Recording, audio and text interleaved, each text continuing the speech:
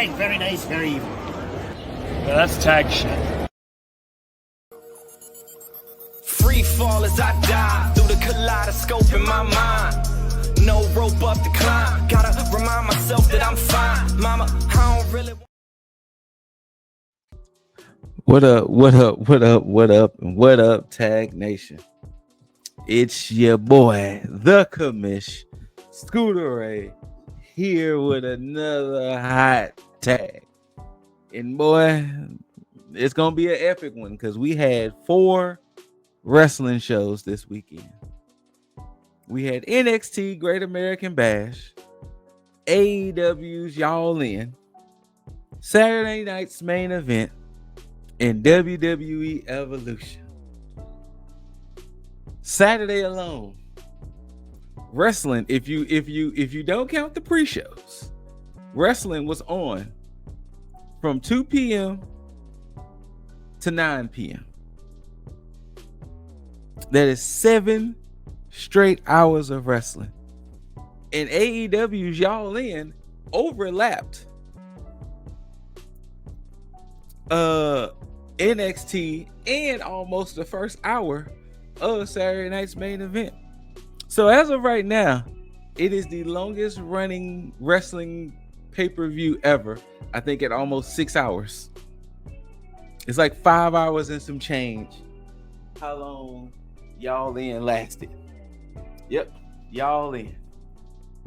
And you know, before I get started with the other festivities of this, you know, your boy retained his coveted tag predictions championship, as you can see right there.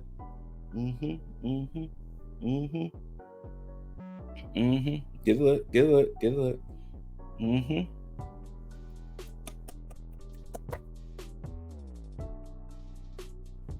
Not only did I retain the technical predictions championship, I am now the tag in the bank juggernaut.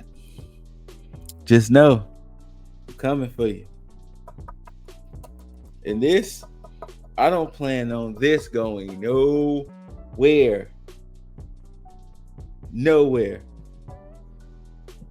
But let's get on into it. Now, I'm kind of going to do the shows kind of in order of how it happened.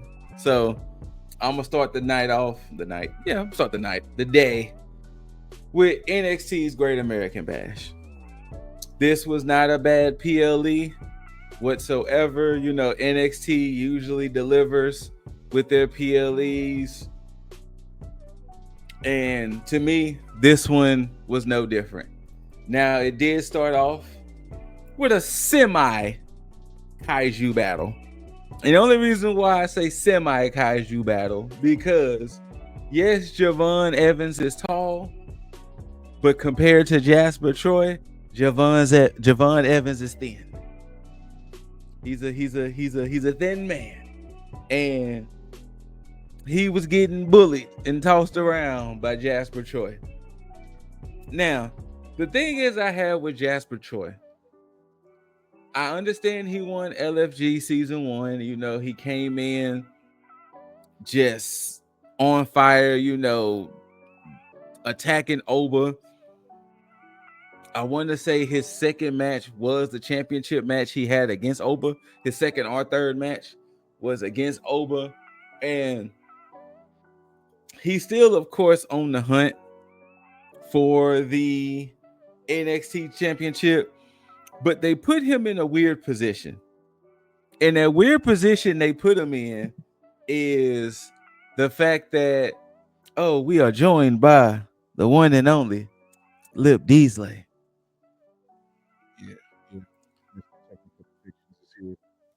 But we'll get into that later. Yeah, we'll get into it later. But they put in Troy in a weird position because for somebody who such this, because he's bigger than Obafemi, and they put him in this weird position that, you know, his second or third match out the gate, it was a title shot. He lost that title shot. Now he's kind of just floating. And I don't like that. I don't like the aspect that you have this large human who could easily dominate is kind of floating about. Then not only that, him and Evans have a decent match, and for Evans to beat him by a roll up. And I was like, okay, this is what we're doing here. This is what we're doing. Okay, fine. Y'all have it. Dizzle, anything? Yeah. Actually, quite a bit. First off, his presentation is all over the place because Javon or Jasper? no, Jasper. Okay. Primarily for one, his name. His name does not seem threatening at all. Now Troy does, but Jasper does not. And that is one of the issues. The second issue that they did wrong, or that they did entirely, is the fact that they had him go after Oba, which wouldn't necessarily have been the problem. Mhm. But you put him up here and make him seem this dominant, but then once the moment that he's defeated, then you have him defeated again, and then again, and it's just like that's not how. And what they should have done, because ironically enough, his attire reminds me of Abyss sometimes. And they knew how to book Abyss. Abyss was a beatable monster, but they made you have to go through it, you know. Case in point with Abyss and AJ back in TNA. On paper, AJ shouldn't have been able to beat Abyss, but they made it work, especially and I'm saying it for this dynamic between Jasper and Javon Evans, because Javon Evans is the flippy guy. Now it's a bit different with Javon Evans because he is tall as shit. And see, that's what I said. That's what I said earlier. I said this was a semi kaiju battle because Evans is tall, but he's thin. And I'm not mad at the way that Javon Evans won. I believe that was the way to go as far as him winning. A roll up instead of just a flat out. Correct. Okay. But I don't think Javon Evans shouldn't have gone. He shouldn't have gone over during this match. No. You could have easily written him to lose and have him bounce back. No pun intended. But Jasper Troy, they need to redirect him and start giving him either squash matches or start doing something to actually build his reputation up back as a monster. Because if they don't, he is going to flounder and he's going to be forgotten very quickly. And he will just be another big guy who's just there. Yes, 100%. And then we all know in WWE's case, at some point, if you're not serving a purpose, they're gonna trim the fat real quick.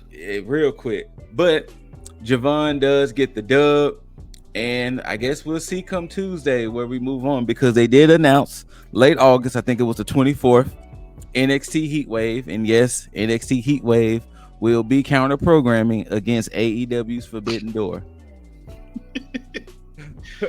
Yes, I know. But yes, the next match of the night was for the NXT Women's North American Championship. You had Sol Ruka with Zarya in her corner, defending against the Cullings, Izzy Dane, with Tatum Paxley in her corner. And I'm going to say this, y'all. Per this match, and of course, per what we saw in the tag team match on Evolution, when this young lady gets called up, and this young lady being Sol Ruka, if they do not push her to the moon and really let her cook, missed opportunity. Oh, absolutely. Such a missed opportunity. Sol Ruka is becoming a star. She is truly becoming a star. That's pretty much there. He's pretty much start and stop. Now, this match wasn't bad. It was predictable in knowing the fact that Izzy wasn't going to take that belt, because you could tell that they're now really starting to realize what they have in Soul. Yeah. And it would have been a shame to take the belt off of her right when, they're now starting to truly build her as the star she is. Absolutely. but it wasn't a bad match.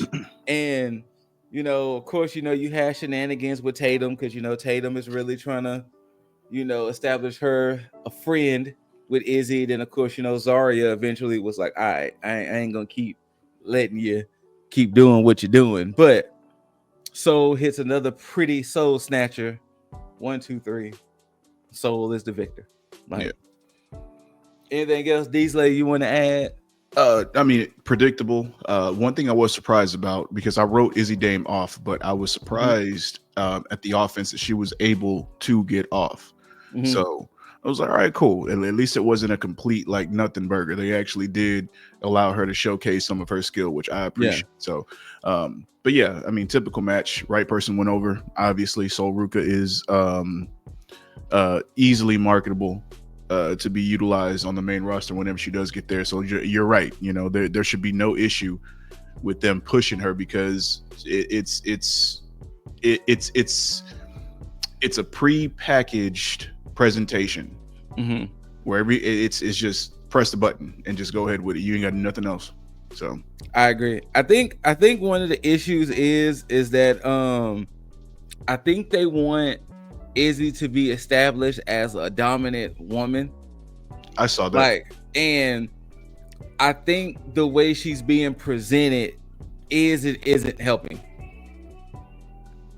I can agree with that. Yeah. So, but other than that, there you go. Soul Ruka, Soul Snatcher, still the champ. This next match, when I tell you, it threw me for a loop. I was literally thrown for a loop and a surprise for the men's North American Championship. Falls count anywhere. You had All Ego Ethan Page defending against absolute Ricky Saints. And one of the things I was surprised about, there was interference, but not the interference we expected. So that's one thing. So if y'all didn't know, these two men have been just engaged in beef for the past couple of months. This was the culmination of said beef, and yeah, Falls count anywhere. They literally battled all over the arena. And where I said the interference come, for those who's been watching NXT, All Ego has been running with the Vanity Project, which we know those are Evolve's little top heel faction, consisting of Swipe Right, which is Ricky Smokes, Brad Baylor, and the Evolve champion Jackson Drake. I thought they was going to play a heavy hand in this match since they've been running with All Ego, but no. The interference came from Jasper Troy. And you're like, wait, what? While they was brawling backstage, Jasper just happens to be back there. And at one point, Ricky bumps into him. Jasper hits the black hole slam to Ricky on one of the little backstage carts. And that it didn't pretty much give Paige the W, but it kind of helped. And what ultimately gave Paige the W was he hit the Ego's Edge to Ricky. He threw Ricky off the stage into 2 tables, 1, 2, 3, and still, and it was like, oh, shit, okay. So maybe Ricky is getting a call up sooner than later. It would seem like it. Yeah. I mean, because I don't see, if you're not gonna put the North American Championship back on him, and I doubt that they're gonna have him just automatically jump to Oba, because it wouldn't make any sense at this point. It really wouldn't.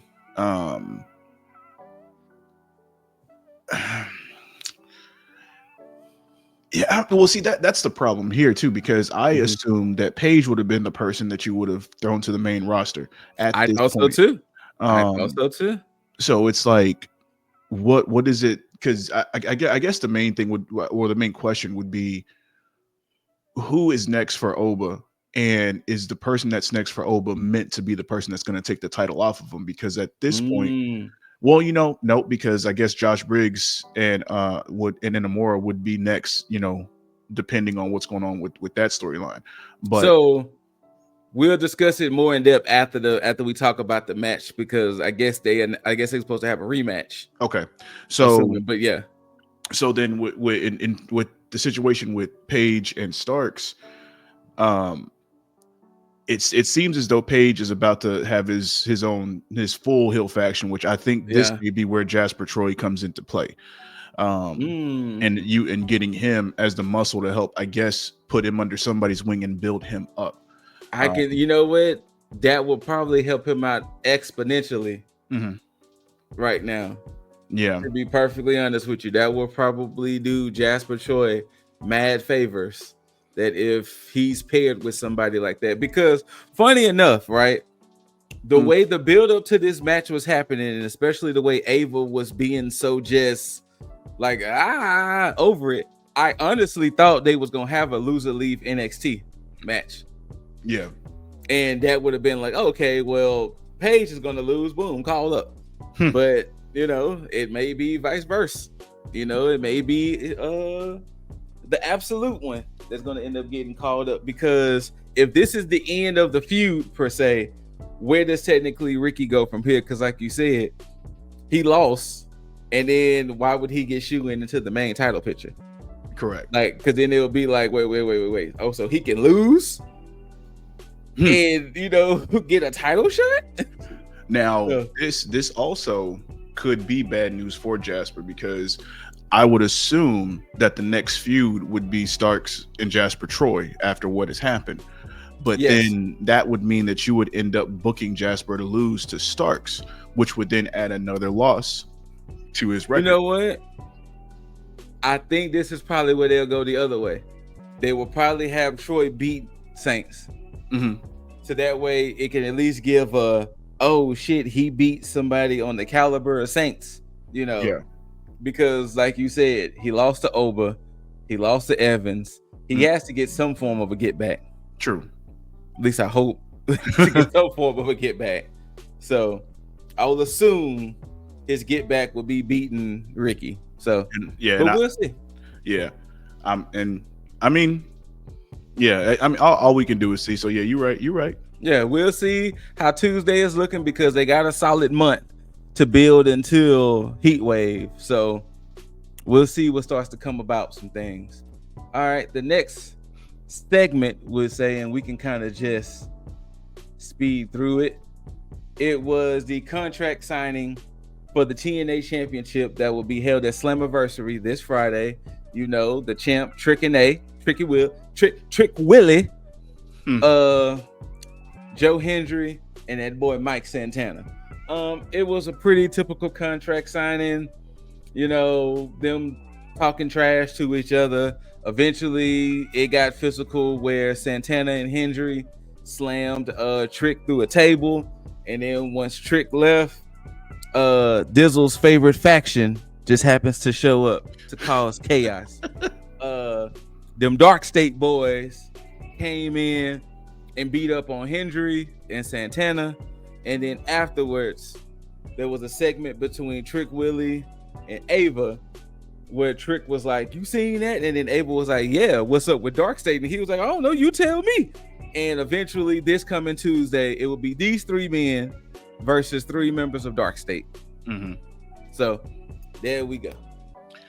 Yeah, I mean, as far as storyline purposes, I think that's a nice way to have them interact with each other. Yes. Which, I mean, obviously, I'm pretty sure the whole Dark State thing with Trick Williams might be the worst kept secret. If they are running it that way, which will then feed into this, and so I'm pretty sure Trick can easily just be like, "Well, you kept blaming me for it, so if you're gonna keep blaming me, I might as well make it happen." So, right. But I'm here for it.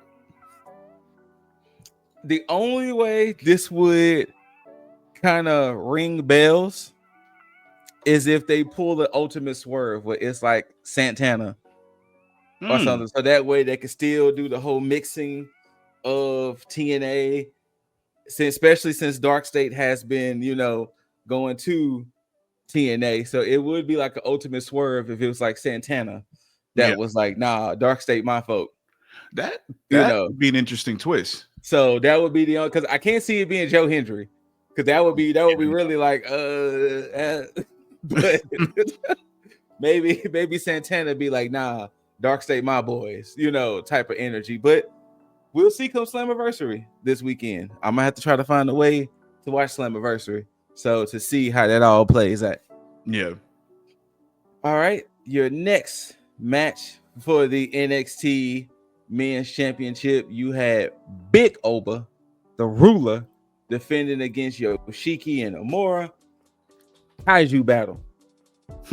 These men legitimately was going in there and beating the hell out of each other. And the one thing I appreciate about Oba Femi matches, especially when it's Oba Femi matches versus like big guys per se, is that they really go in there and fight.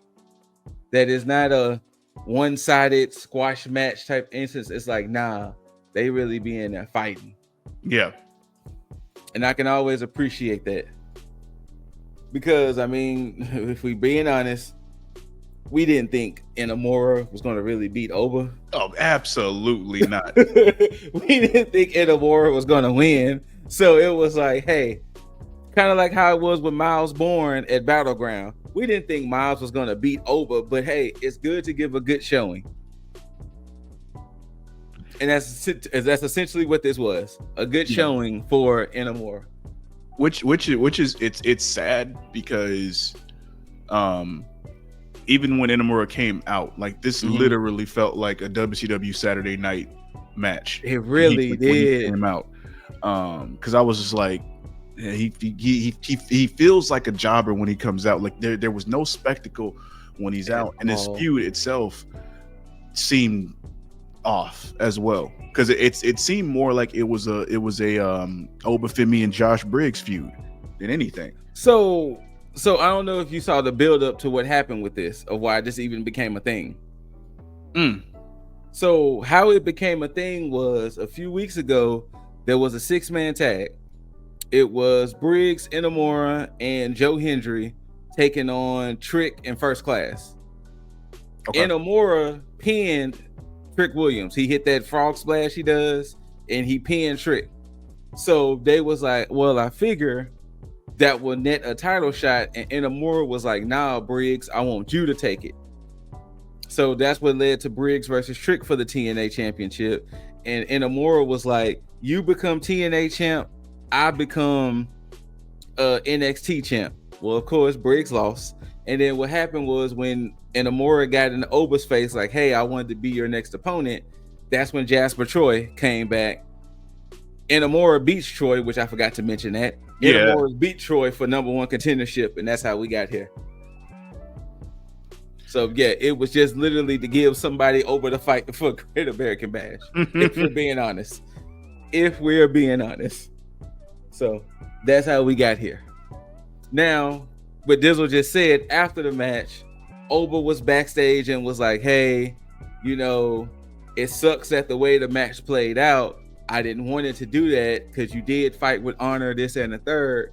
And he was basically telling Inamura, I want to do this again. But then Briggs was like, how you going to take advantage? And then Oba was like, get your boy type of energy.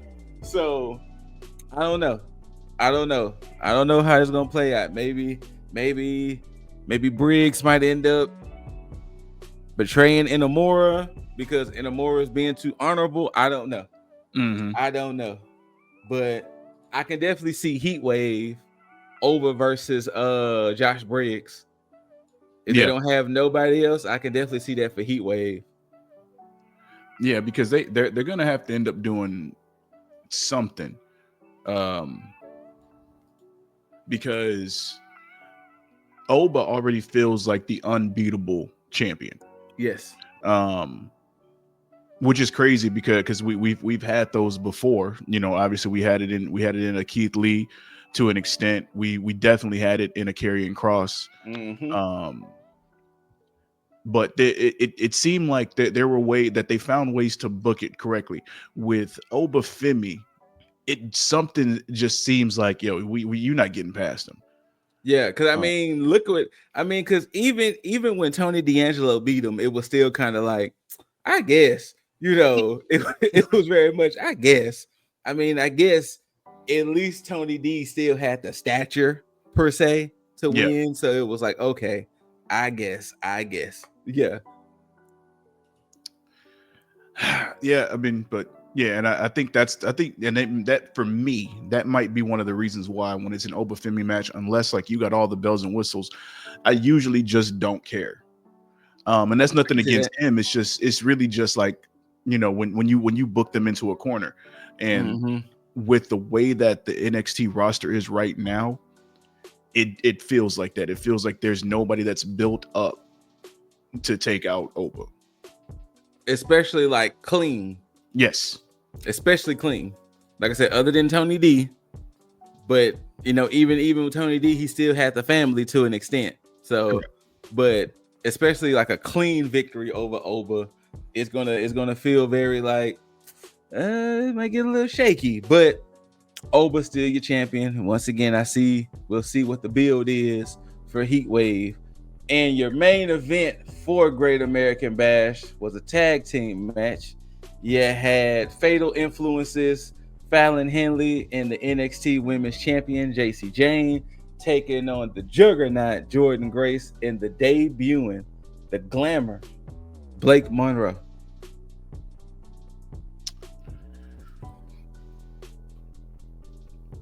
I'm glad that they put this match last, Okay. because I think going off the air with that Obafemi match with Inamura would have caused a damper to an extent.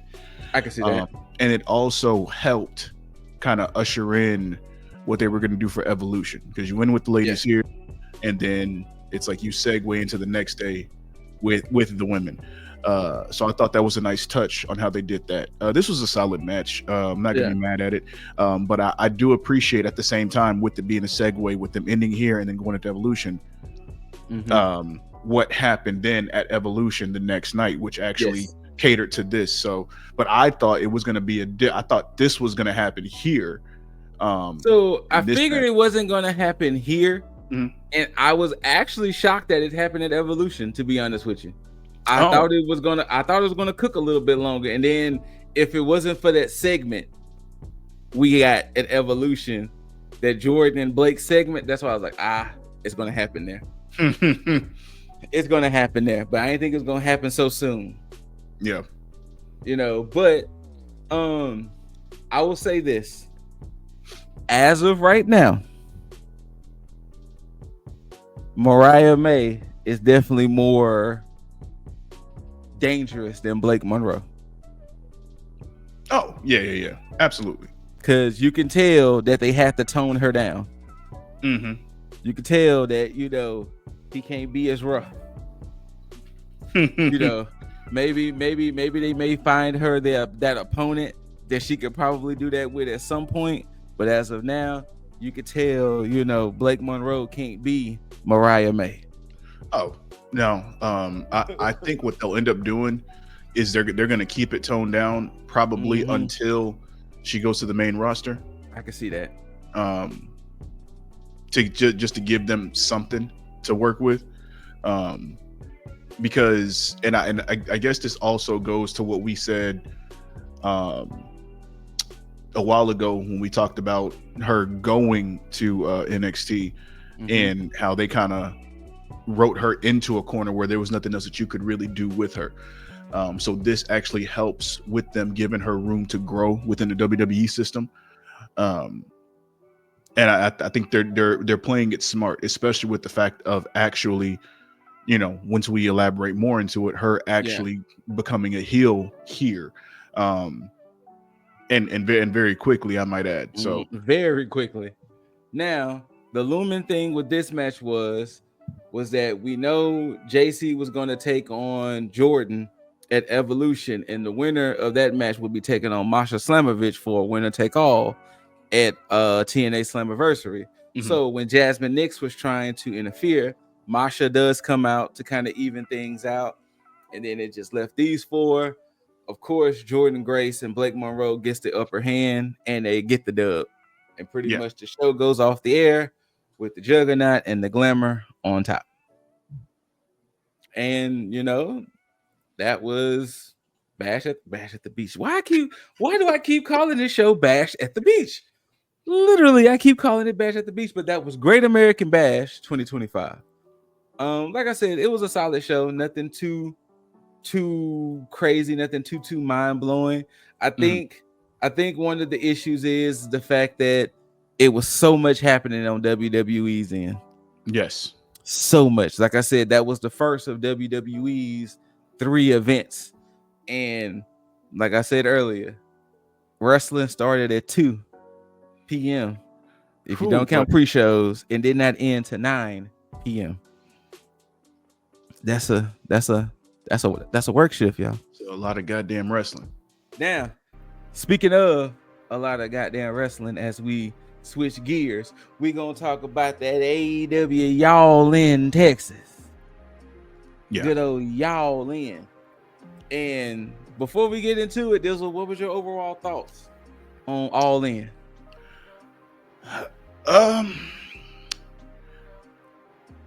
I was pleasantly surprised, for one. Okay. I felt like the show was actually pretty well paced. Now, of course, I came into it late because I didn't realize they were starting at the same time. Okay. Great American Bash. So I came in, I think during the tag match. Swerve. Yeah. Okay. All right. Well, I can. With the Hurt Syndicate, but. Okay, that match. Oh, really? Yeah. Mm-hmm. Okay. Because all I missed was I missed the Ops, I missed the trios match, I missed the Battle Royal Casino for the Gauntlet. men's. Yeah, and I think What that about was it. So wait, no, the 4-way. And then you also had Swerve and Ospreay. Oh no, I came in during that match. That's what it was. Okay. Came in during that match. So you missed the first 3. Well, Yeah. Let's get into it. So your first match was for the AEW Trios Championships. You had the team of the Ops, which is Samoa Joe, Willie Hobbs, and Katsuyori Shibata, taking on the Death Riders and their hired assassins, Claudio Wheeler and Gabe Kidd. This was a pretty standard match. I mean, the only reason for this match was to build up kind of what was happening later, because we all know the main event was the Texas Death Match. So this match, literally, the Ops gets the dub, and from that, they did a post-match beatdown on Joe. Of the Ops, and then mainly Joe. Like, they even did the chair on the neck, bow, all that stuff. So Joe was pretty much taken care of. Joe was pretty much out of it, and we didn't even see Hobbs nor Shibata. That was it. Joe was dispatched, and yeah. But other than that, everything was a build up to the combination to the main event. So that was pretty much that match. It wasn't necessarily forgettable, because I don't want to make it sound like that. But you know, if it wasn't for the fact that they was doing the storytelling of with the whole Death Riders thing as a whole, this could have been on Dynamite easily. I could see that, but at the same time, for story purposes, obviously that's why this was on there, which I'm glad that they did.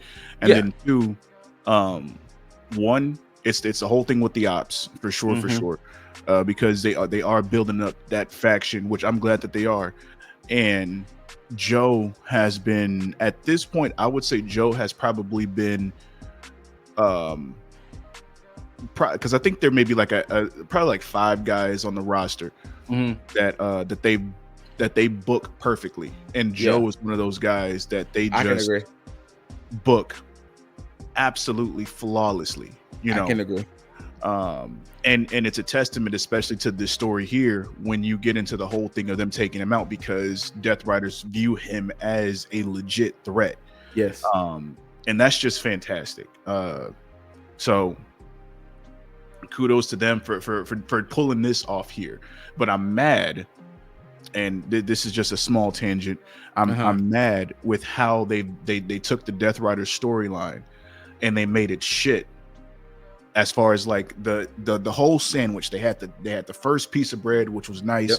They toasted it nicely with the whole Brian Danielson stuff, and that setup was good. Then you get into, you know, putting the meat and the lettuce and tomatoes and shit on there, and all that shit's all old, moldy, wilted, whatever. And then you have this other nice piece of toasted bread to culminate the sandwich, and it's like, it looks good on the outside because that bread looks perfect, but when you look inside the fucking sandwich, it's shit. But the way that they handled this, I was just like, y'all couldn't have this same energy throughout the past fucking year. It's crazy. But something. So I wouldn't be surprised. Like, I doubt if it ever comes out, but something had to change. Something caused them to pivot, and it wasn't a good pivot because Dizzle just said, it wasn't the best of pivots, because you essentially have this group of individuals who wants to take over the company. You at first had these individuals, the AEW roster, fight back as a collective. After Orange Cassidy lost, it was like, well, I guess we just let them take over.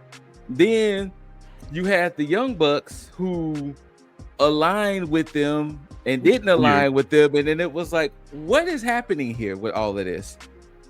And yeah, like Dizzle said, it was a nice looking sandwich from presentation, until when you start to really look at the sandwich, you like, damn, other than the bread, this sandwich look trash. But like I said, Ops gets the dub. Samoa Joe gets a post-match beatdown, and yeah, that was pretty much the Ops for the rest of the night. Your next match was the men's casino gauntlet for a shot at the AEW championship. As you can see on the screen, Mark Briscoe had the number 1 spot, MJF had the number 2 spot, and I'm going to round it off.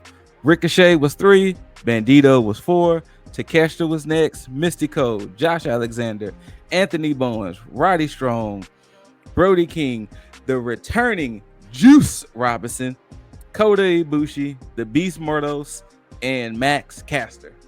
That was your lineup for that gauntlet.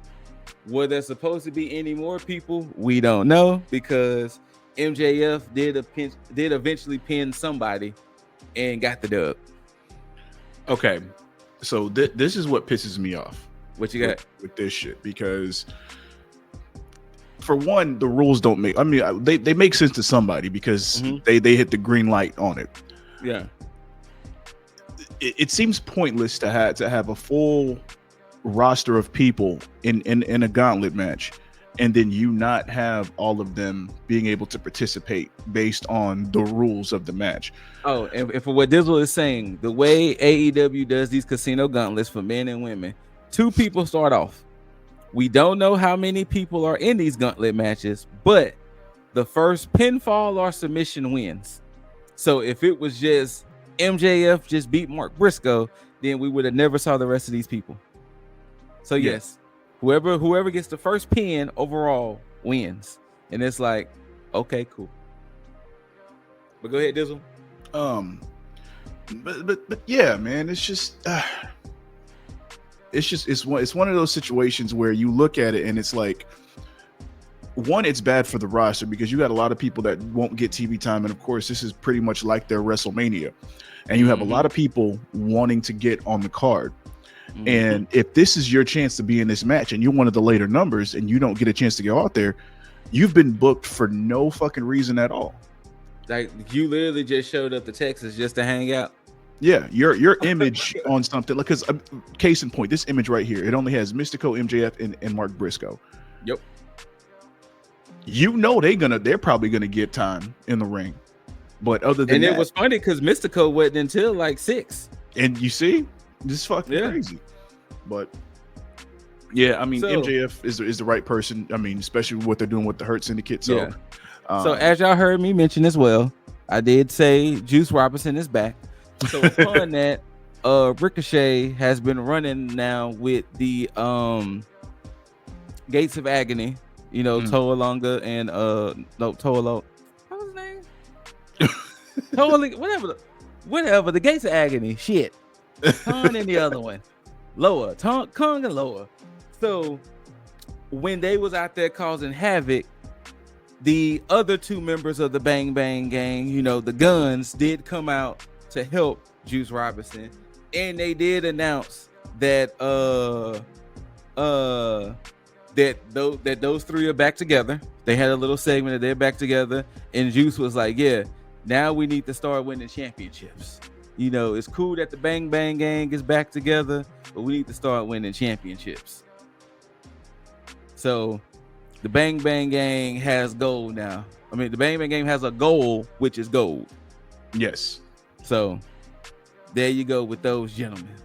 But yeah, like we said, MJF gets the dub, and pretty much that's how the match ended. Like I said, I forgot the end, but yes, MJF gets the W. Now, prior, this was the original match. We were supposed to get Adam Cole versus Kyle Fletcher. We heard that was no longer going to happen because Cole was unable to wrestle. He wasn't medically cleared.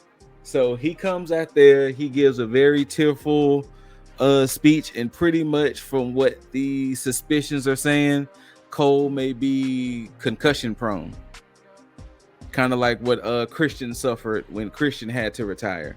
Yeah. So Cole was basically saying he's not thinking about retirement, but if this is his last hurrah, you know, he was very tearful.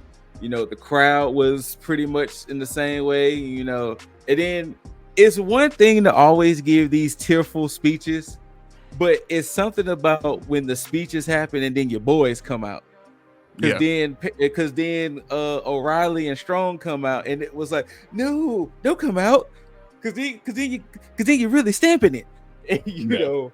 But Cole was tearful, you know, one last time for the time being. You know, the crowd did Adam Cole, baby, and unfortunately the match was off, but this match took its place. So for the vacant TNT Championship, we have a fatal four-way: Daniel Garcia versus Dustin Rhodes versus Kyle Fletcher versus Sammy Guevara in a fatal four-way. What you got, Dizzle? Oh no, I forgot. You said you didn't see it. Yeah. No, well, I do have thoughts on it though. Okay, what you got?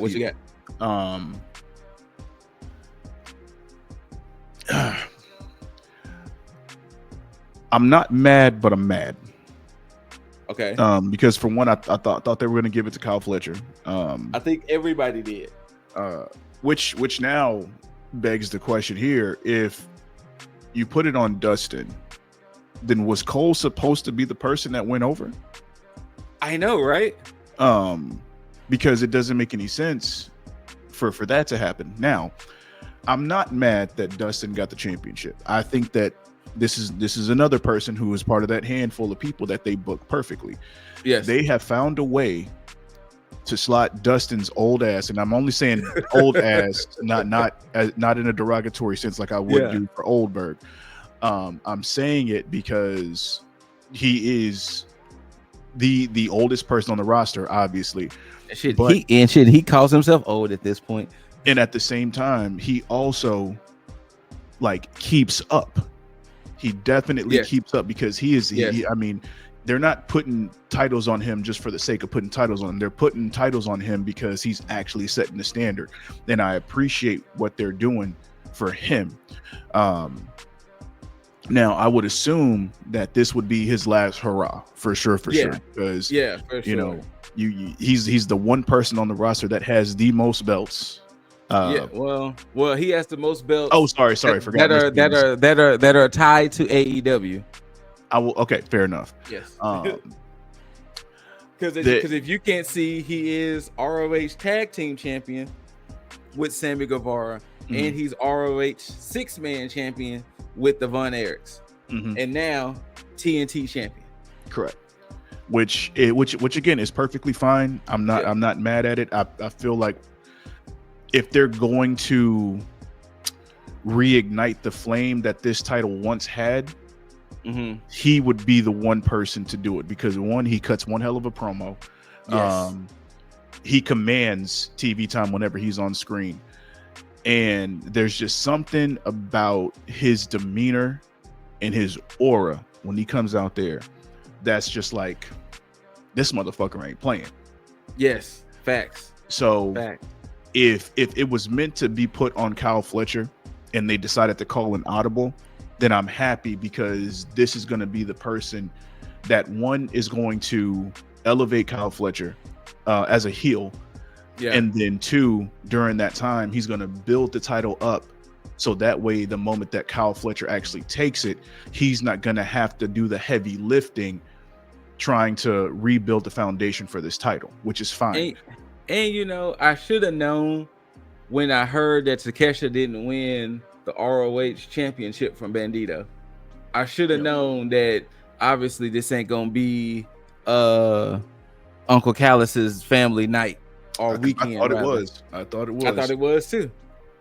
But like we said, Dustin gets it. Now this is the part where we really do thoughts and prayers.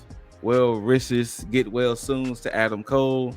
I mean, if you don't know Adam Cole's resume, please do some research. The man is that guy. His work from NXT, his work in New Japan. You know, it sucks that he hasn't been able to truly showcase like that while being in AEW, but Adam Cole, baby. Like, for real, for real. Now, the next match had some big money stakes. It's a tag team match. The team of Swerve Strickland and Will Ospreay versus Matthew and Nicholas Jackson with the EVP titles on the line. And if Swerve and Ospreay lose, they can't challenge for the world championship for a year. Yeah. Not because of, you know, predictions was on the line. I still think the wrong decision was made. Oh, absolutely. I still think the Bucks should have won this.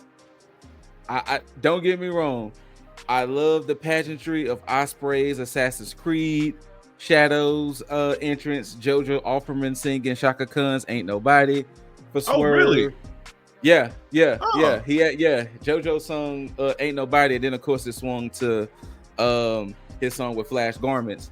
Young Bucks entrance was way too fucking long, but it's fine. But this was a great match. Like, I enjoyed this tag team match. I really think the wrong team won. I agree. And only reason why I'm saying this, because it makes sense to still have the Bucks as heel EVPs. Mm-hmm.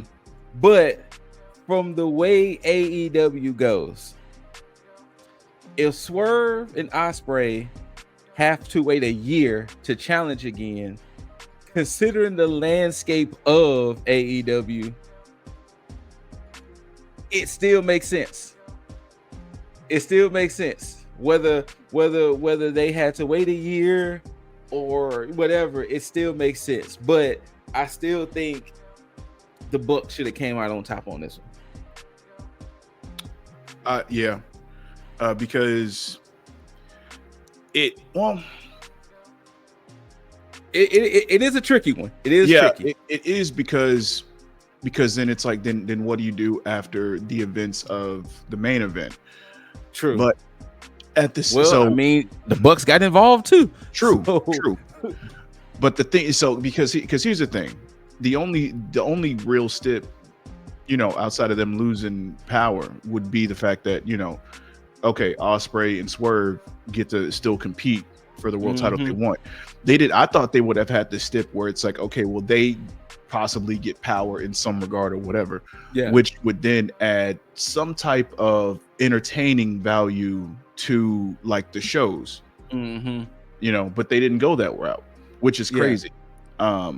So it's like, okay, so now everything's just business as usual at this point, because I thought it would have been a nice storyline thing to basically have them not be able to compete for the world title, because I thought it's like, okay, this is how you book these two without having to just automatically keep them at the top of the card, because now you can use them to build up the other titles. But you know, they didn't do that. So this is I'm like, okay, well, so what happens now? You know, so that's my only. I can agree. I agree. But now I will say this: Swerve and Osprey hit their version of the EVP trigger, which was the house call and a hidden blade at the same time, and it was like, damn, I don't think you're getting up from that one, big dog. Like, I don't think you getting up from that one. But yeah, Swerve and Osprey win, and like Dizzle said, I wish they would be the EVPs rather than, you know, nothing. But hey, we'll see what happens. We'll see. And the next match was the women's casino gauntlet. And we knew Statlander was number 1. And we knew Megan Bang was number 2. The rest of the participants, you had Willow, Ty Mello, Tekla, Julia Hart, Queen Aminata, Mina Shirakawa, Athena, Thunder Rosa, Shuri, and Alex Windsor.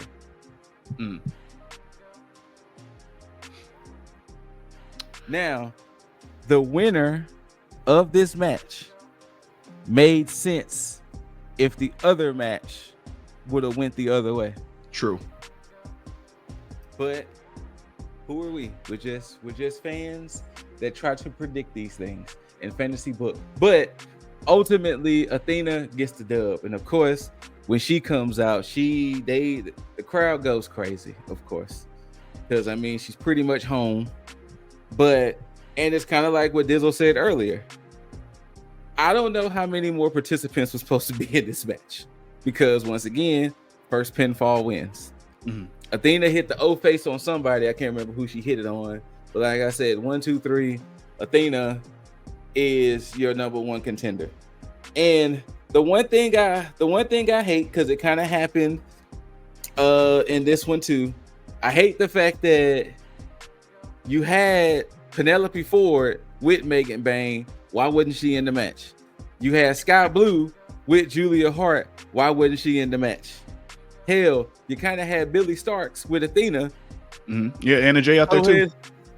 And Anna Jay, why weren't they in the match? Instead of them just running interference and all of that. And you know what? In the match. Yeah, because it doesn't make any sense for that because it's like, okay, so all of you women are able to have a potential shot at the women's world championship. Yeah. And you're just okay with not being in the match? Like you just going, not okay. Yeah. Now I can see about Harley Cameron because you know she's still dealing with the injury. True. But I can see about her popping up the way she did. But literally, Anna Jay, Julia Hart, Sky Blue, and Billy Stark, throw them in the match. They all got physical in the match. Throw them in the match. They all got physical during this. Like it's like, okay, so put them in the match then. Just put them in the match. Now, I will say that this match was the start for the entire weekend when it comes to the women for me, because this match was booked very nicely. I thought all the women, like went there and they performed their asses off.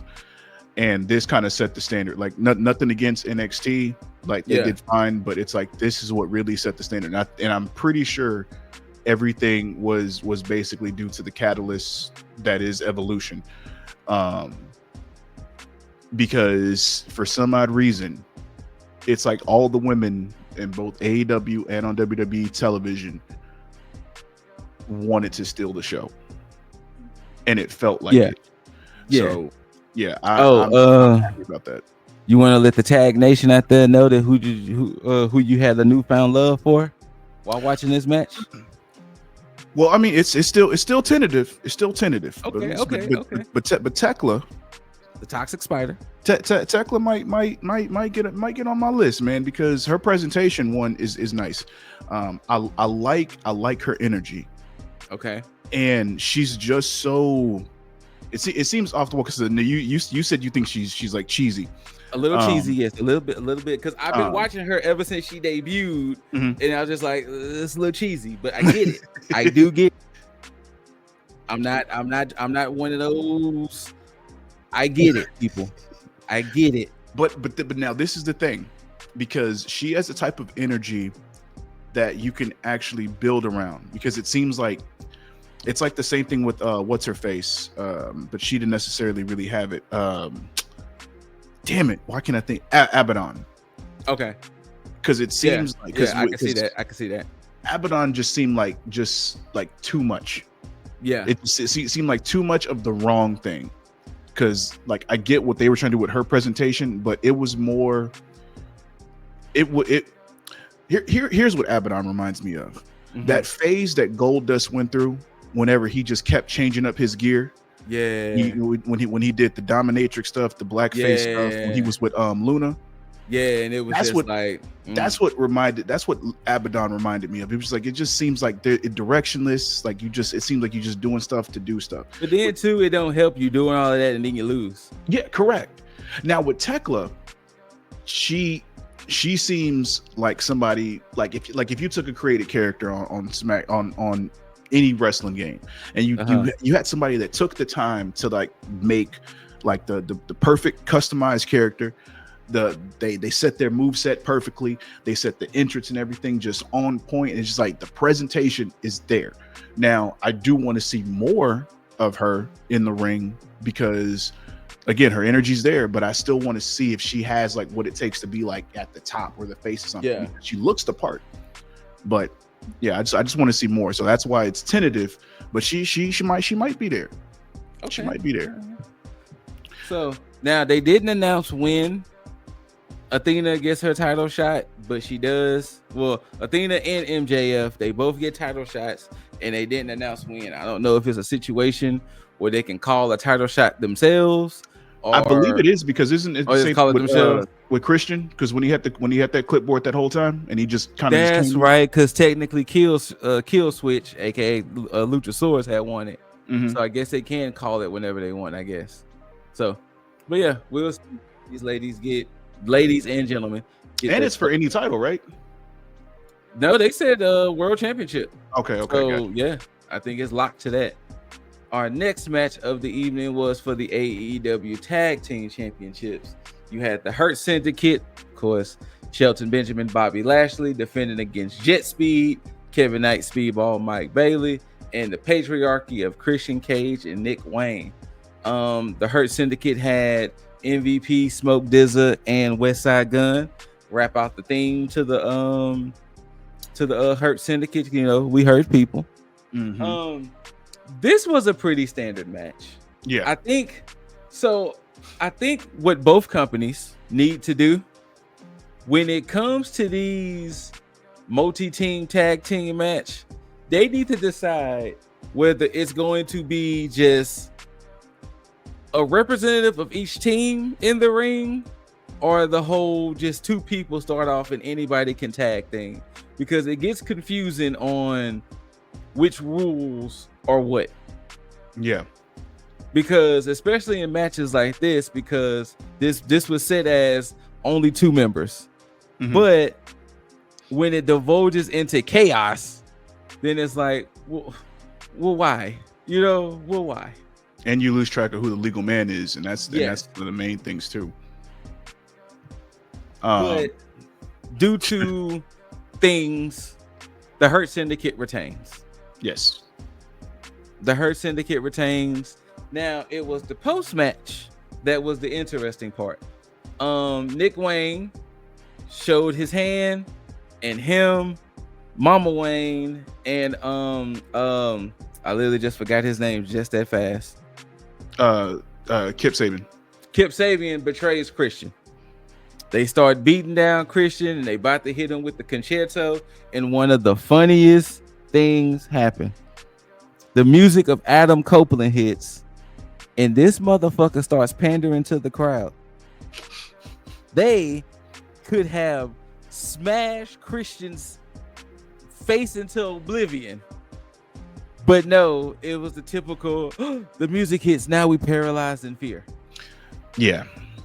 But Copeland's music hits, he comes out, goes side to side, pandering to the crowd. Now he does have Spike in his hand. Then he comes out there, saves Christian, and then he stands Christian up, and he said, "Hey Christian, go find yourself," and then leaves. And I was like, okay. Yeah, I actually appreciated that last tidbit. Like, I mean, yes. Pandering aside, yes. for the sake of the story, because I mean, with it's like we hate each other, but you're still my best friend, you're still my brother. Yes. You're gonna piss me off, but at the same time, I'm gonna have your back. And then for him to be like, "Go find yourself," being like, "Yeah, you're lost, homie." It's like you like, I get it. You're pissed off at shit, but this ain't you. So when you go find yourself, I'm gonna be here, and then we can handle shit together. So I think that's really good for how they're gonna handle this, because obviously Adam Copeland is gonna be back, and I'm pretty sure Christian's gonna be off TV, and then he's gonna come save Copeland at some point. And it wouldn't surprise me if that's probably the next tag team champions. Oh, absolutely. Because I'm pretty sure they're going to take time to build this, because what I think is going to happen, now again, this could be another worst kept secret. But MJF clearly at this point, from my perspective, working with FTR and that motherfucker of motherfuckers. Hey, we don't talk about Big Stoke. You see, the fact that I said it, and you knew who I was talking about. Well, you said FTR. FTR has only been running with Big Stoke. Now, don't forget. Now, for those who wants to hearken in AEW's past, MJF did have the Pinnacle, and FTR was in said group. And it just so happens that they happen to be with one of MJF's guys, which was Big Stoke. Yeah, which is again, it's crazy. Now it's funny for casual people that's watching it to not understand like the connection with these threads here, because there's also the connection with MJF and MVP, which also works story-wise when it comes to the Hurt Syndicate. But he's utilizing them to make sure that he gets himself positioned back into the main event scene. I can see FTR becoming the tag team champions because of that. Exactly. And Cope and Christian get those belts off of FTR. Yep. That makes more sense, because you're right. MJF does what MJF does. Weed his way into things, and then he eventually betrays. And then of course that's gonna look Benjamin and Lashley like, we didn't want this motherfucker in here in the first place. We was trusting UP. So I can see that. And that's also another tidbit that I don't think anybody will, and correct me if I'm wrong, but I believe when it came to the Pinnacle, nobody really had any there wasn't really a fallout outside of MJF and Wardlow. That was it, because I think, didn't one of the members of FTR get hurt? I think so. And then it just kind of dissolved. Correct. So it just kind of dissolved. Like I said, other than MJF and Wardlow, FTR and who was the fifth member? Sean Spears. Yeah, and we all know what Spears is at now. But, because matter of fact, it was just Sean Spears and FTR that were kind of just doing their thing. Yeah. So FTR is like the only people that MJF has not turned on or crossed. So and then even when that new faction was kind of starting, it never really got off the ground when it was supposed to be Stokely, Big Bill, so that never really took off. So yeah, you're right. Okay, so you're right. We might have something in the win. Yeah, with that, which is actually good. Which it pans out for stuff later on down the line, because you're not going to take the belts off the Earth Syndicate like right now. So that helps build that part up, because I'm pretty sure they might end up waiting for Max to get the title off of Hangman. You think they're gonna hold on to the championships that much longer? Well, because I think the plan is to make sure that once if this is the plan, once they get everything established, the plan would be to make sure that faction has gold across the board. So let me ask you this. Do you think, well, I mean, if you already know, do you think Hangman has the belt for the rest of the year? Let's see, we're in July. I mean, we got Forbidden Door, we have All Out, we have Wrestle Dream, World's End. I can see it. I think that's it. Yeah, I can see it because they're gonna want to make sure after the whole stink that they had with the Death Riders, that one they're gonna have to have that that belt on a babyface. Okay. So I'm pretty sure we're more than likely gonna get just regular like honorable matches. I don't think we're gonna get any blood feuds. I'm pretty sure we might get we might get Hangman and Darby. We might get Hangman and either Ospreay or Swerve. I think they'll hold off on the Swerve and Hangman stuff for now. But I can see, just regular matchups at this point, and then maybe a pissed off individual here or there for Hangman up until they get to a situation where the Hurt Syndicate, because again they can always call an audible if they need to. Yeah. So, but yeah, with the Hurt Syndicate, because I don't see anybody that can really take those belts off of them right now, other than FTR, and they already had their stare down at the end of the match. True. So that is true. That is true. So all right, well, we'll see. All right, your next one. This started the triple main event for the AEW Women's Championship. Timeless Toni Storm defending her belt against the women's Owen Hart tournament winner, Mercedes Moné, aka 6 belt Moné. Both of these ladies had some pretty grand entrances, especially Mercedes. I loved hers. And Mercedes, let me rewind. Storm, when she has these big money pay-per-view matches, they always come through. Yes. And for those who have heard me talk on this channel before, y'all know how much I have sung the praises of Mercedes Moné or Sasha Banks. I still think she is still one of the best. Usually the women have their best matches against her, and this one was no different. Mm-hmm. Now, of course, we booked differently. Yes. But this one was no different. These two ladies went out there and had them a nice little match. It was a great start. Now, kind of like what Dizzle said, if you're taking the tag team match with Fatal Influence, Jordan and Blake, if you take the women's Casino, and if you take this match, women's wrestling this weekend, who boy? Yes. Who boy? But all right, Dizzle, go ahead and let them know what you thought. Well, speaking of entrances, Tony's entrance had me thinking that she was about to lose this title. Yeah. Now I'm after thinking about it, because there was no way that I could have like predicted this without having just like a pit in my stomach as far as like booking wise, because it's like you go one way with Mercedes and it's just like, okay, you put all the belts on her, what do you do with Tony? It's like you have Tony win. It's like, so then what happens with Mercedes? Is she gonna continue to be dominant, or is she gonna start losing titles? And then I thought about it. This works for Tony. She was the right person to go over. Now, when it comes to the whole thing with Athena, Mercedes and Tony are gonna run this back. Oh, and Mercedes is going to get that belt off of Toni Storm, because you're going to get the match with Athena and Mercedes. Okay.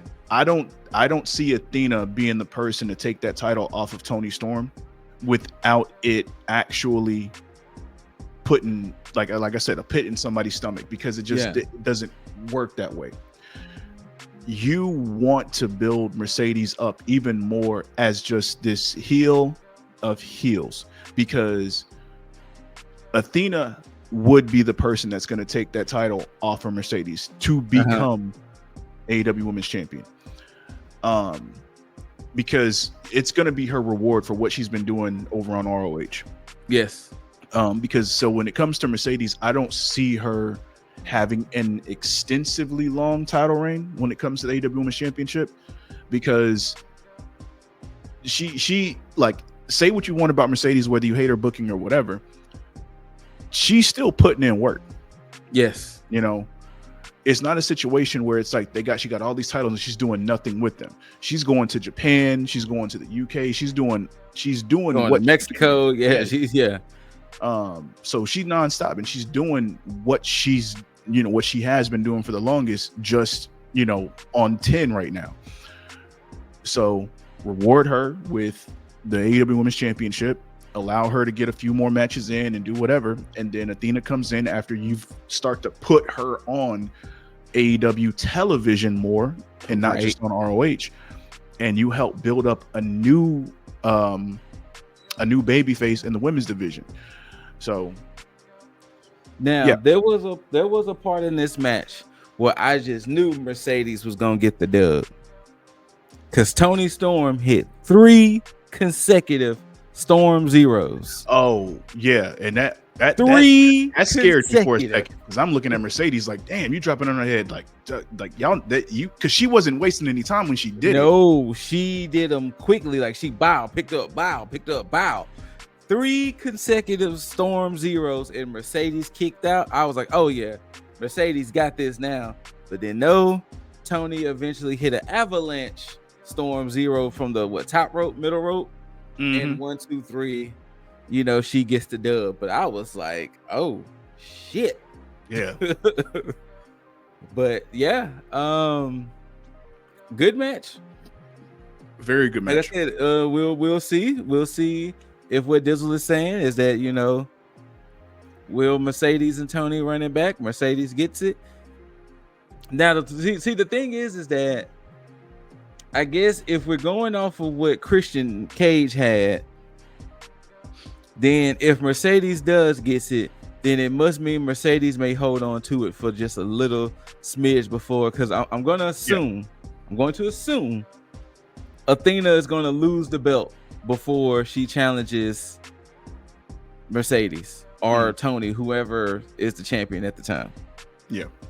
I'm going to assume that I don't know who's going to be the woman to finally dethrone the forever champ, but I'm going to assume. Well, shit, it could be Mercedes. Shit, at this point. Because you know what? At this point. Yeah. How do you, because here's the thing. And now again, tinfoil hat fantasy booking here. Yeah. If the best way to get Athena on AEW television is to have her feud with Mercedes for the ROH Women's Championship, have her beat Athena, and now you have Athena on AEW television, and so it's now fueling Mercedes to get back into the swing of things, because now, she got some gold to cushion the blow that she just took, and then now she goes back to go after Toni, and you still have people hating her because now she's got another belt on her, but now she's trying to go for all the gold in the umbrella of AEW. Because the best thing to do at this point, if you take, because Mercedes just took this loss, her only loss on AEW, you take her from AEW, put her on ROH, and you start having her try to collect the ROH women's belts across the board. So then she comes back, challenges Toni Storm, because that's the only belt that she doesn't have at this point. I can see that at this point. So I can see it. Book it. All right. And there we go. Your next match for the Unified Championship, you had the Continental Champion of Kazuchika Okada and the International Champion of Kenny Omega. Winner takes all. Dizzle, before we get into it, I don't know how you feel overall, but the absolute wrong person won. I'm gonna disagree. Okay, that's fine. Because go ahead. And only reason why I'm saying that is because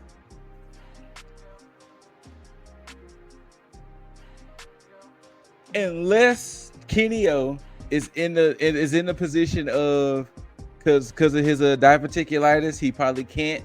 Then I'm 100 with it. But the way this was going, it's like this was all for Kenny O to win. But of course, we had Uncle Callus. But this was all set up for Kenny O to take this for me. Like, there's nothing you could have told me that Okada was gonna win this match. Oh, absolutely. And so You know.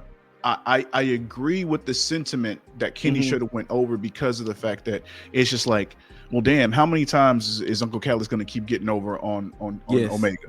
That part I absolutely agree with. Yes. I was also getting tired of Okada with the Continental Championship, Especially since the Young Bucks lost. yeah. But with at this point the solidification of Okada with the Callis family, it makes sense. Yeah. Primarily because if you're going to do more stuff with the Callis family, it's going to be meant to build somebody up. So Takesha. yeah, exactly. So you already have Kyle Fletcher, who has been helped immensely after he's joined the Don Callis family. And now you have a Japanese superstar in Okada, who at this point is going to overshadow Takeshita, because now Callis had the up and comer in Takeshita, but now he's got big money with Okada because he's got the big Japanese name. So I would assume, in storyline purposes, that's going to overshadow Takeshita, because now it's like Don Callis has a more expensive toy over what he had with Takeshita. I don't know how much you was watching weekly. I just got back into watching. Okay, so once the partnership formed, I can't remember if it was on Dynamite or it was on Collision. And now that you said that, you now have swayed my mind. Now, on Dynamite or Collision, there was a segment with the Callis family, and then Okada was there, and then when the segment ended, Takesha walked up to Okada and said, "Don't forget, this is temporary." So now that you're saying all of this, it kind of lends credence now to where it's like, okay, I can kind of rock with what you're saying now. Yeah, because of that. Which at the same time as well, because you still have that story with Kenny and Takeshita. Yes. So if you're building the Don Callis family in this particular direction, it's like you already have Omega and Ibushi. It's like if Takeshita turns and he becomes a babyface, so then you already have the relationship that he's already had with Kenny. So it's an easy transition to have them, foes, from friends to foes, back to friends again. Yeah, against the Don Callis family. So yeah, okay. Like I said, I can definitely see that now.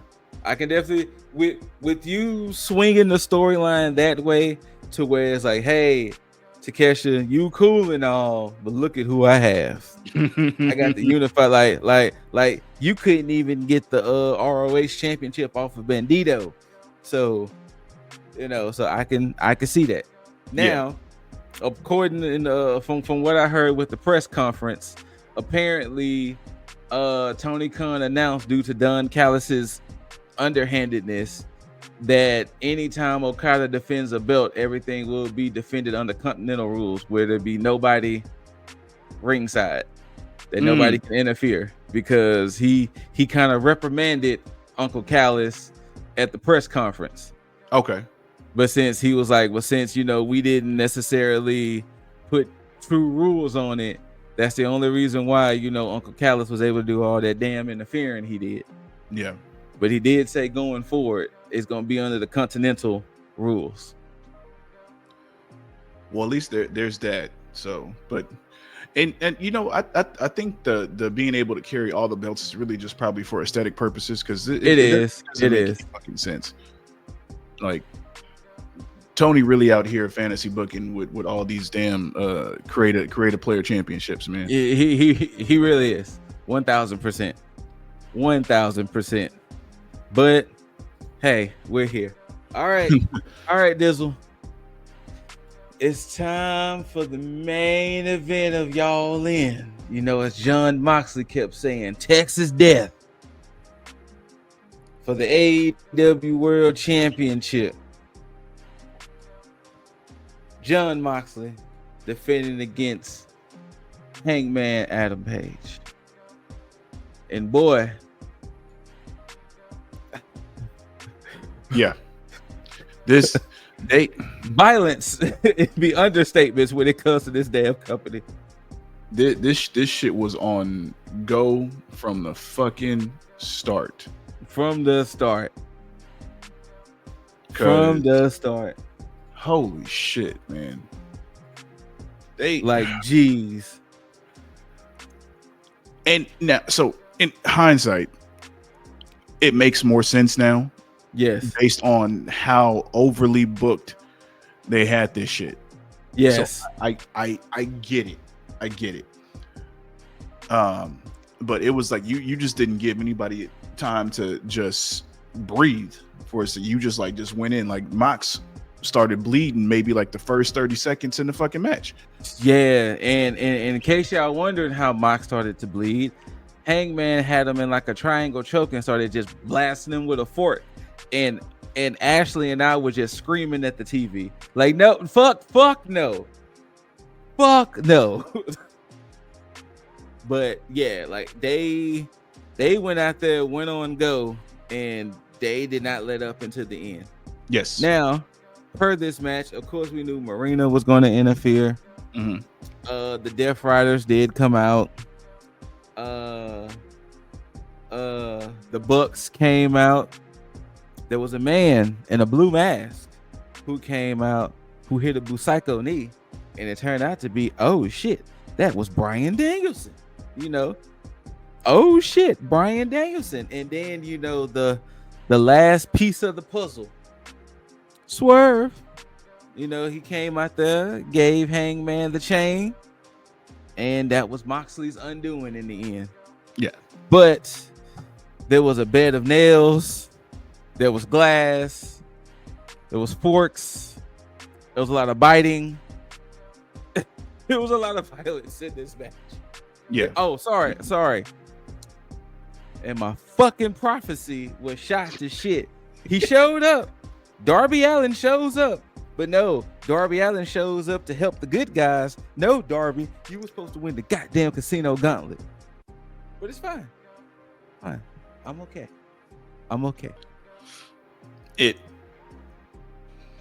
Everything made, and this is the reason why I picked Hangman to win, because, and I almost went with Mox because I was mad about how they were booking the Hangman and Swerve stuff. Yeah, because I had talked about it like shows ago, but they found a way to kind of reel me back in because I thought they were pulling the trigger on it way too quickly, but they actually played it off nicely to where they, even though they had them interact, it was still like Swerve being steadfast on being like, I'm just like, I can't, whatever. Like, well, I'll talk nicely with you, but it's like, I'm only going to do so much. And the way, whenever they got to the culmination of that, when everything was just the writers going crazy with everything, because then you had the whole, you had the, let's see, did you have the Darby video first, or did you have no, it was, I think it was Darby video, then Danielson. Yeah, Darby, yeah. So I know on Collision on Thursday there was a segment with Swerve and Hangman that they had a sit down that I didn't get a chance to hear. And I'm assuming that sit down must have, I guess, hey, we're gonna play nice type of situation. Yeah. So yeah. Which again still worked perfectly when you go back to the whole ops situation with them taking out Joe, because it was like, well, they've been the people that's been helping him consistently. Like that's his ride or die right now. So we take them out, he got nobody. Okay, cool. Then you have the Darby video. Then you have Danielson come out, help them out. Darby and him fight off the and then Ospreay tried to come out and help. So they end up getting rid of Ospreay. They hurt Ospreay. He out. Then you have them fight off the rest of the ops. And so now it's just Mox, Marina Shafir, Hangman. And then to have the whole situation, which I feel like this was a real nice little icing on the cake situation when Marina Shafir went to go get the briefcase, and then to have Prince Nana handcuff her to be like oh shit, is Swerve about to come out? and then to have Swerve come out, and then it was just like, bro, that's perfect. That's perfect. It was. So I'm because my thing was, it's like, if Hangman loses, you're really gonna deflate the balloon here, and it's like, it's gonna be hard to reel people back in. Even if Darby would be the person to dethrone Mox, it's just like, you have so much built up right here. There's no way. You know, I mean, let us not act like WrestleMania 40. That balloon got deflated. Oh, Was it 40? Wait, was it 40 or 39? Whatever which one where Roman beat Cody, and it was like, oh yeah. no. So you had everything up to that point. Like, now granted, they found a way to kind of bring it back slightly, which that was more to Dwayne interference, where you know, because had he not overshadowed Cody and the fans not get behind Cody, then we may not have gotten that. True.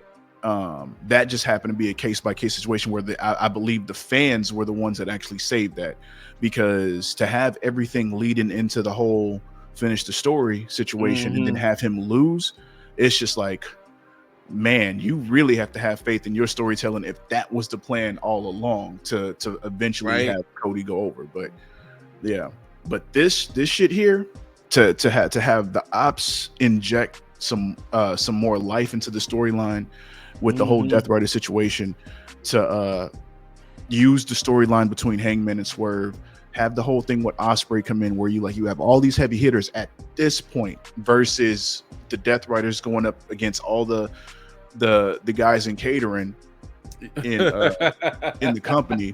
It's just like, this felt more like a dire situation, like a must-win situation, versus how it was before, where you just had a bunch of random people going up against the Death Riders, and then you just had the locker room halfway clearing out, right? And then everybody just kind of getting their ass beat. So this it made sense, and then to have Hangman just burst into fucking tears once he got the title out, like, that shit was like, now for those who saw, the title still had Danielson's plates on it. Exactly. now that part was still good storytelling as well, because it was a visual reminder, like, damn, that shit has really been in there that long. Like, they've never taken it out to even look at it. Nope. Mox got that title, put it in that briefcase, and dipped. Yeah. Which kind of pisses me off, because we still never really got a full explanation as to what the fuck he was trying to do. Yeah. Like I said, somewhere down the line, something happened with the storyline, and like, I know what Ashley told me before, that one of Mox's original promos kind of leaned towards I think it was American History X, or a different movie where it was very neo-Nazi sounding. And then of course it didn't help that he was about to get ready to go against Swerve. So they had to kind of switch up some things then. Yeah. But it was like, still the missions could have still been there. Yeah. And for us, I don't know. This is crazy. But Hangman is your new AEW champion, and everybody got to go home happy. Yes. Well, not the Death Riders, but everybody else. Not the Death Riders, but And as this show was happening, it bled into the next show we'll talk about. So give me 1 second to switch up some things. The next thing is we have Saturday night's main event. Now we can kind of fly through these, because there's only a couple things worth talking about. But your first match, which Dizzle just steady keeps getting his heart broken, y'all. But the first match was Randall Orton versus Drew McIntyre. Now Randall Orton has Jelly Roll on his side, and all of a sudden Logan Paul is aligned with Drew McIntyre. And Dizzle just keeps getting his heart broken, because he's like, maybe today will be the day they finally give Big Drew his respect. And ladies and gentlemen, it was not, because Bruh. Randy Orton caught that boy with an RKO, and that was it. And I understand it. I mean, Randy after having the whole loss at King of the Ring, you know, he deserved a nice little W. But Jesus fucking Christ, man. It's like Drew just came back, man. It's like Came back. What are y'all doing? Like, and he may, you know, him and Logan may get the win at SummerSlam. Fine. But that's not Drew's win. No. You know? No. Like, so, of course, what Dizzle is talking about, after the match was over with, Logan Paul decks Randy Orton. And then Jelly Roll throws Logan Paul off of Orton. Eventually, McIntyre recovers, hits Jelly Roll with a Claymore. And later on, it has been announced that yes, at SummerSlam, we're going to get Randy Orton and Jelly Roll versus Drew McIntyre and Logan Paul. Yeah. Yep. Now, I'm not entirely mad because I think it was earlier this year, whenever Jelly Roll, you know, got slightly physical, I was like, man, I do want to see Jelly Roll in the ring, just see that choke slam again. So maybe we'll get that, you know. But based on his stature right now, he doesn't look like Big Jelly Roll like during that time when he did the choke slam. I forgot who he did it to, but Austin Theory. Okay, we'll see. Yeah. So yeah. But yes, so Orton gets the dub, and there you go. The next match was, hold on, let me take this off. The next segment was actually a brawl. Jade Cargill was there because, you know, it was her hometown. Naomi comes out, and they just get into a whole scuffle. Like, it was just a whole altercation they got into. Eventually pull apart. And then we're going to roll into our next match of Solo Sikoa defending his United States Championship against Big Brother Jimmy Uso. Now, the thing I hated about this whole card, right? Every match was like, we know who's going to, I mean, other than, of course, Drew versus Orton, that could have been a coin flip. But we knew Solo. I mean, Solo has his MFT, which is his family tree. I mean, Jimmy didn't stand a chance. No, and they have to stop putting Jimmy in the, because it kind of the same sentiment I had for Drew McIntyre. Yeah, with Jimmy, they always seem to slot Jimmy in like the wrong position. This is the opposite of what I talked about with AEW's like top 5. Jimmy is in like the bottom 5 people that it's like whatever anytime they try to slot him somewhere, it's just like they just do the wrong thing. It's like, I don't understand how you get Jay right when it comes to his ovation. It's like, oh yeah, we booked this perfectly, cool. But then it's like Jimmy, who I arguably is better than Jay in the ring. Yes. It's and to an extent a better promo as well. You do this, but it's like you slot him wrong. It's like nothing wrong with putting them up against Solo for the championship, but it's just like Solo just won the championship. He just won it. You already know Jimmy's not finna take this title off of him. It's like at least give it like a month or so to make it seem like, oh shit, Jimmy might come in and Big Brother Solo. It's like, nah. It's like, oh, you're about to job Jimmy out right now. Literally, this match was only to set up that Jacob Fatu came back. Yeah. That's horrible literally what position to put Jimmy in. that's literally what this match set up for Jacob Fatu to come back and to kind of clear out the MFT. That was it. And to do it after the match. And to do it after the match. But yeah. And then Solo won by a roll-up with the help of Tala Tonga. Yeah.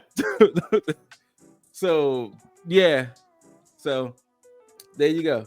The next match had an unfortunate mishap. It was Seth Rollins, LA Knight. Midway through the match, Seth Rollins did a springboard off the ropes and kind of did a springboard backflip to kind of flip over Knight. And then that knee took a buckle. Seth went down, and it was like, oh shit. And then when he went down, it was kind of like, wait, is it a work? Is it for real? And then they was calling the medic over, and you can tell it was like, hey, Seth had enough oomph to just get up, walk over there, LA Knight BFT 1, 2, 3. Yeah. So yeah.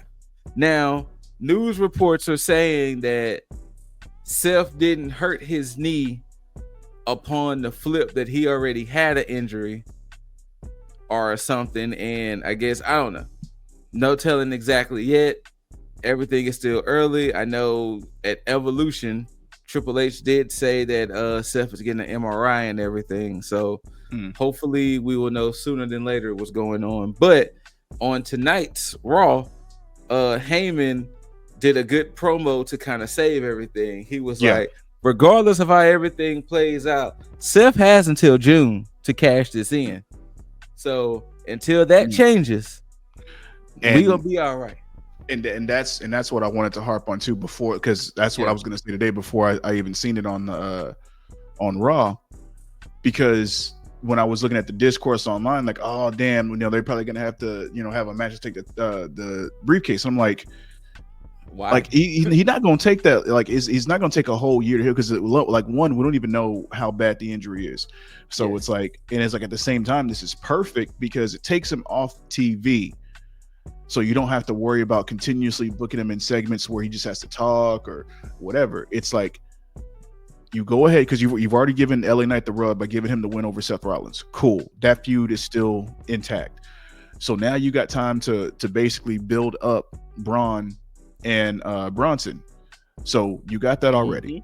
And Heyman's already going to keep carrying that briefcase. So you have the mouthpiece already. By the time that Rollins comes back, it's probably going to be a surprise to everybody whenever he does do a cash in, because he may not come back until he does the cash in anyway, which will then be a crazy surprise, because nobody's going to know, because nobody knows when he's back. So if you play into that, it's even better now, because now there's that looming threat for what you have, because then you just keep everything kosher during that time, and then whenever he's ready, then you start to plan, okay, who's going to cash in on, what's going to happen here. Perfect. So that's how I'm looking at it. Yeah, I mean, and that's a perfect way of doing it. That way, for a while, most likely they're going to keep Bronson and Braun together, with Heyman being the mouthpiece, and with him carrying that briefcase, is gonna emphasize that, hey, Mr. Rollins is still going to be a looming threat. Yes. So it's going to be a, hey, don't forget, this man still has the briefcase. And your main event of the evening for the World Heavyweight Championship, you have Gunther defending against Bill Oldberg. Yes. Yes. Okay, I'm gonna be honest. It wasn't a bad match. No, it wasn't. I was surprised. It was not a bad match. But at the same time, okay. Pretty much. Okay. Yeah. Go ahead, Dizzle, and then I'm gonna ask you a question before we move on to the final event. I personally, I feel like this match was more of a little too late situation, because I can agree. I think that if you were gonna, have his retirement match, it would have been better to either, one, have this where Gunther wasn't the champion, so that way Goldberg could, maybe possibly go over, or have a situation where they didn't put the title on the line, because I think that's where the issue is. I don't, as much as I'm like, okay, well, I'm sick of, Goldberg coming in and going over on people, especially more so with the Bray Wyatt situation. But God. Yes, I never forget that. Yeah, and I can't, which is why I don't have respect for them booking him. But with this situation, the feud itself makes sense, because they played into it. But to have him slotted, to go for the championship makes no sense to me. But this would have been better for him to go over on Gunther. Yeah, if he was not the champion. And find, because I mean, the way that the match played out, like they made it, they booked it nicely to where it's like you could believe Goldberg could potentially win Yes, in this situation. But it was what it was. it was. So let me ask you this: we for wrestling fans who have been, watching this for a while, especially if you was watching the WCW days and this like and this, that, and the third. Mhm. Do you think Goldberg has a conflated ego? Oh, 100%. Because I listen to the things he says and how he says it, and I guess how he sees himself and view himself, and it's like, don't get me wrong, Bill, I get it, but at the same time, I know this is gonna sound the way it's gonna sound, and so be it. You were kind of a gimmick. Yeah. That like worked, but Yeah. you were kind of a gimmick.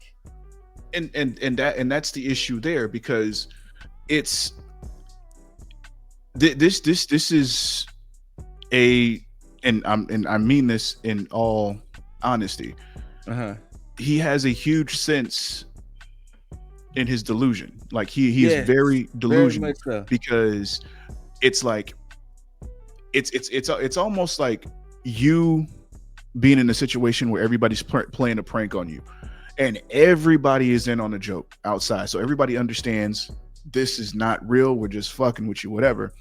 But he actually believes what's going on. So the whole thing where Eric Bischoff is building this gimmick that is Goldberg, the whole undefeated streak, the whole just unbeatable force meant to take down Hogan, everybody understands, okay, he comes in, spears, jackhammer, done. He's not the type to go in the ring and actually give you 5-star classics. He's meant to come out there and just be a powerhouse. So everybody on the roster understands, hey, this guy is the gimmick. We're gonna sell merchandise. He's gonna be the spectacle that we have when you have on TV. He's gonna be the one that put butts in seats. He's not the person that we're gonna put on a card to show you, yo, we about to put on this 5-star classic. Let's go find Bill Goldberg. No, Yes, it's not that. But here's the thing: all the wrestlers understand that. He's the only person in here that thinks, oh, y'all need somebody to put on a 5-star classic. I need to be first on that list. yes, and that's the thing I hate, because it's like,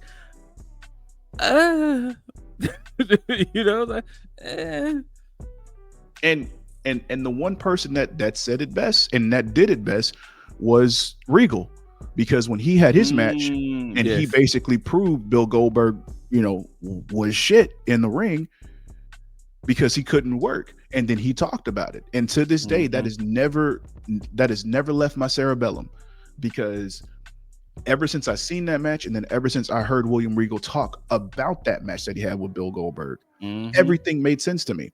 And that's where I'm like, okay, that's where I realized his delusion is absolutely for real, because it showed a little bit in WCW, but it really showed when he got to WWE. So and he continues to believe, because even with him saying there will never be another Bill Goldberg, hopefully not. Exactly. Look, he said that, and I was thinking to myself, good. I am ecstatic. We know the way that he meant to say it, and which is fine.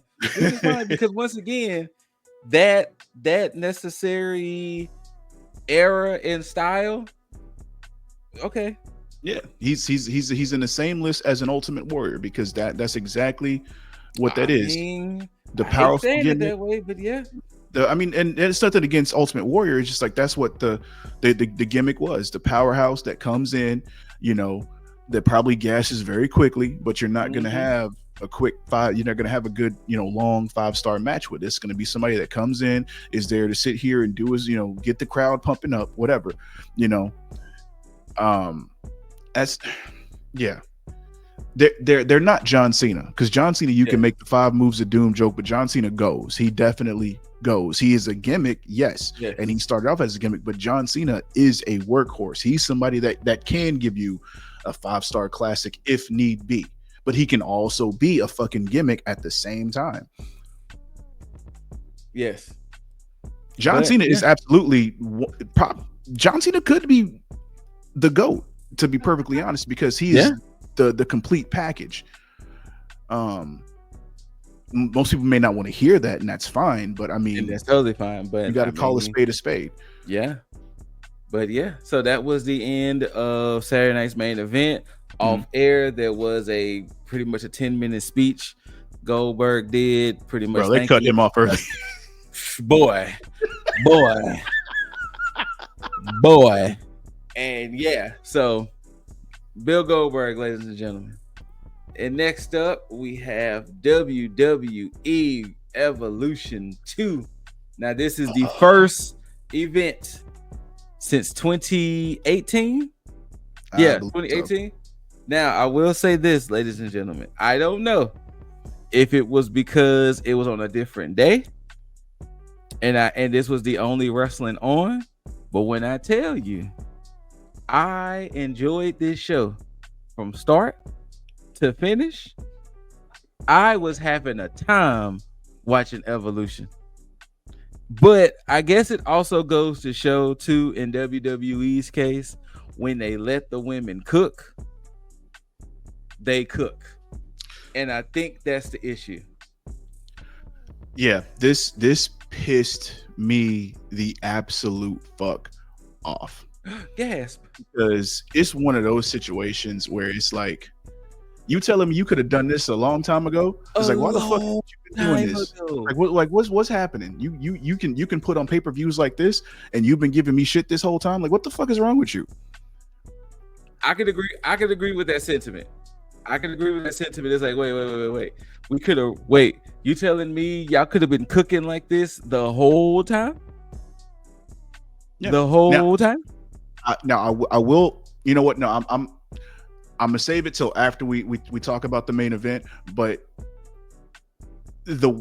it seems like they may have gotten the memo based on what I've seen on Raw. Okay, I think I know where you're cooking at, but hey, let's get into it. The first match, cooking. They started off chefing it up. The first match was a triple threat match for the Women's Intercontinental Championship. Becky Lynch defending against Lyra Valkyria and Bayley. And hey, all you people who are just now getting on the Lyra train, shame on y'all. Yeah, that's admittedly me. Calling her boring, saying this. Lyra been that since she was in NXT. That was me. I was absolutely calling her boring. These women went out there and chefed us up a great appetizer. Yeah, because for this to start the show, and they went out there and literally had one of the best triple threat matches you're gonna see this year. Goodness. Yes. This absolutely worked for me because, and not just a match, but this feud, because I was a skeptic with the whole, Becky coming into Mania and then going into Raw and the situation with there taking Bayley's spotlight.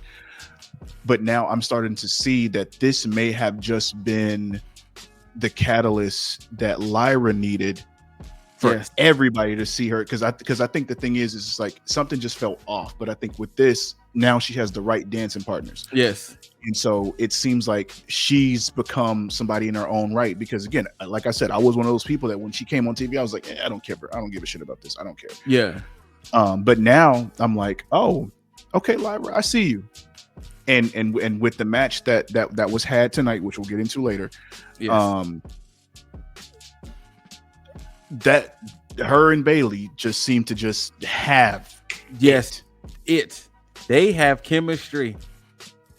Now, the closing moments of this match, Bayley finally caught Lyra in the rose plant, and I don't know if they practiced this move, how smooth this shit was, or it just happened that way. But the way Becky floated over to roll Bayley into a backslide was like, my God. Like, oh my God. That was the smoothest steal of a win I've ever seen in my life. Yeah. But yes, Becky retained. and we can go ahead and give some updates like Dizzle was talking about today on Raw. Bailey and Lyra had a 2 out of 3 falls to determine who's gonna fight Becky at SummerSlam. Surprisingly, Lyra Valkyria wins. Yeah, with the cleanest Yeah, of Nightwings. Yeah, because how she reversed it and then hit Bailey with. I was like, oh my gosh, that was so swift and smooth. Because I just knew Bailey was going to be the one absolutely to win this, but no. So most likely Lyra is probably going to get her belt back at SummerSlam. So okay, now here's the thing. Okay, I was with it, but I don't think I want to see that yet. I can see that too. And I the can reason, see that too. And it's ironic. It's ironic that it's Becky because again, we had Seth back in the day reinvigorate and reignite the Intercontinental Championship. He did. That is true. And now you have Becky in a position to do what unfortunately Lyra didn't do. At the moment, yes. Yeah. But yeah, kind of the same thing I said about Dustin with the TNT Championship. Yeah. I think she might just be doing it to where now she's doing Lyra because I think Lyra's going to get it back, obviously. Yeah. But I think she's doing a justice and a nice service to the Women's Intercontinental Championship. So the same thing that I think Julia might do with the Women's US Championship. Yes. I can see that. So, but yes, like cooking. And then we get on to what Dizzle and I was alluding to earlier in the show. For the NXT Women's Championship, JC Jane defended against Jordan Grace. Now, of course, JC had fatal influence. Before, we saw a segment where Jordan was like, hey, Blake, can you accompany me to the ring? And Blake was like, are you sure? This is your moment. I don't want to step on your moment. And Jordan was like, nah, I want you out there. So Blake was like, all right, bet, I'll go. Once again, I mean, another good match. This was a good match with some good back and forth. Of course, you know, the name of the game is, you know, JC's supposed to be the most beatable champion because, you know, nobody expected her to become NXT Women's Champion. So they're looking at her like she's lunch, like she's food. Like, you know, any woman can and will take that belt off of JC, especially since they just lost the tag team match. I will say this for anybody. If JC kind of didn't make people a believer she did after last night, then I don't know what else that woman can do. Like, I'm gonna just put it like that. I don't know what else she can do. I think from my perspective, and I'm only going to speak for me, I'm not going to speak about the rest of the fans that probably believe that she's not credible. My thing came from a bias. Now, I'm not saying that JC isn't good because I think when her and Gigi had their feud after the whole Toxic Attraction situation, JC had the chops as far as character-wise that showed me okay, she can stand on her own.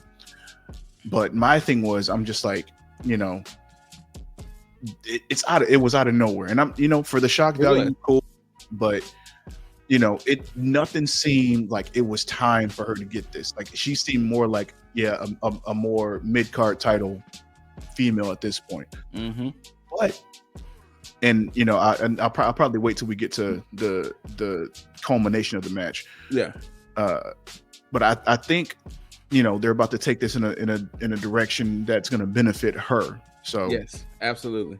So the culmination was, of course, fatal influence starts to interfere. Blake is kind of mixing it in with him, and then the championship comes into play. Eventually, Blake has the championship in her hands, and the ref was still distracted.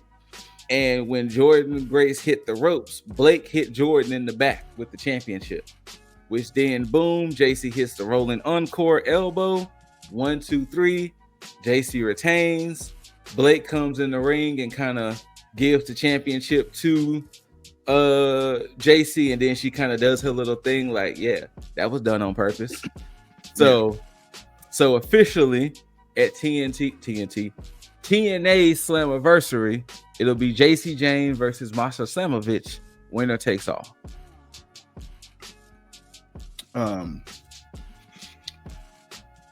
So they protected Jordan Grace, which is good. I still think it was shit to do what they did with her and Stephanie Vaquer. If you were already gonna change the titles, and why not? But maybe they got something planned, because to have her still in this feud and not bring her up to the main roster, clearly they're doing some long-term booking with Jordan Grace. Yes, that's fine. I have no issue with that. My only question now is what's going on with Blake Monroe now. Like, is she going to be a part of Fatal Influence? I think they're going to still just pretty much have Blake feud with Jordan. Yeah, I can see that. Yeah. Which that's going to be to Jordan's detriment, because I definitely don't see her coming out on top on this feud. Nah, unfortunately. And maybe this may be her send-off. Well, and that's the question that I do have, because it's like, do you think they're doing a disservice to Jordan Grace by having her take all these L's right now? Like, is her stock going down? So if you really want to know my opinion, yes. Only because she just came off of being a very dominant TNA champion. And then now we're seeing what she's been going through with this situation. And it's like, she doesn't seem very juggernaut. You know what I'm saying? Like, she doesn't seem like this dominant woman. Yeah. And the problem is that it's gonna look weird if she looks impressive, doing impressive things, ultimately losing.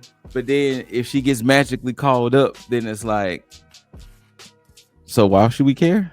Exactly.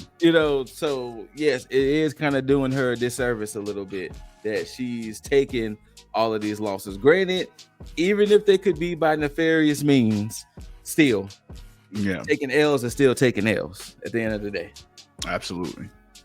But like I said, JC retains. We'll see who wins out of her and Slamovich at Slammiversary. Like I said, winner takes all, which I have a feeling TNA is gonna get their lick back on that one. Yeah, I think so too. Yeah. So the next match, oh baby. Now it wasn't no Hangman versus Mox, but you had Jade Cargill take on Naomi in a no holds barred match with Bianca Belair as special guest referee. Yeah. And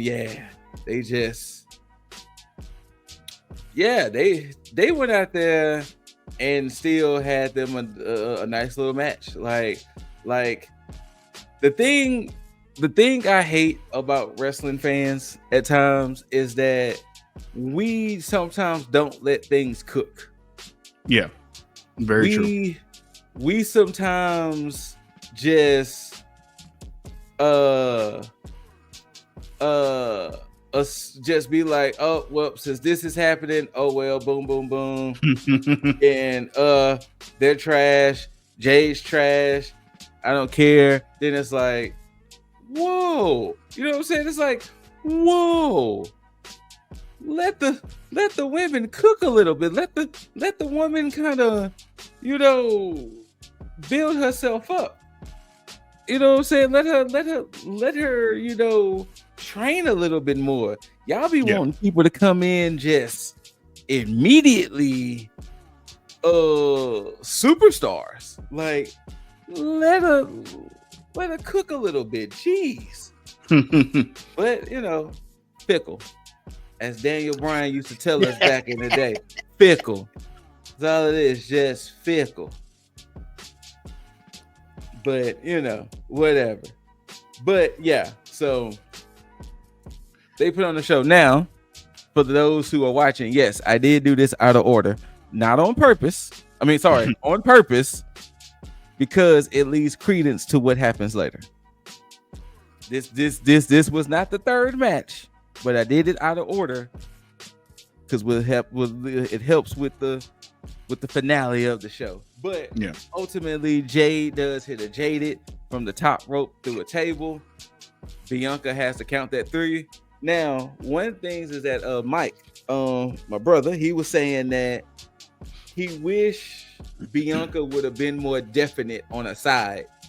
Like was she on Naomi's side in the end? Was she on Jade's side? Granted, it was still cool for her to still call it down the middle, but it would have been definite that okay, Jade, I kind of rock with you type of thing, or oh no, don't hurt my friend Naomi, so.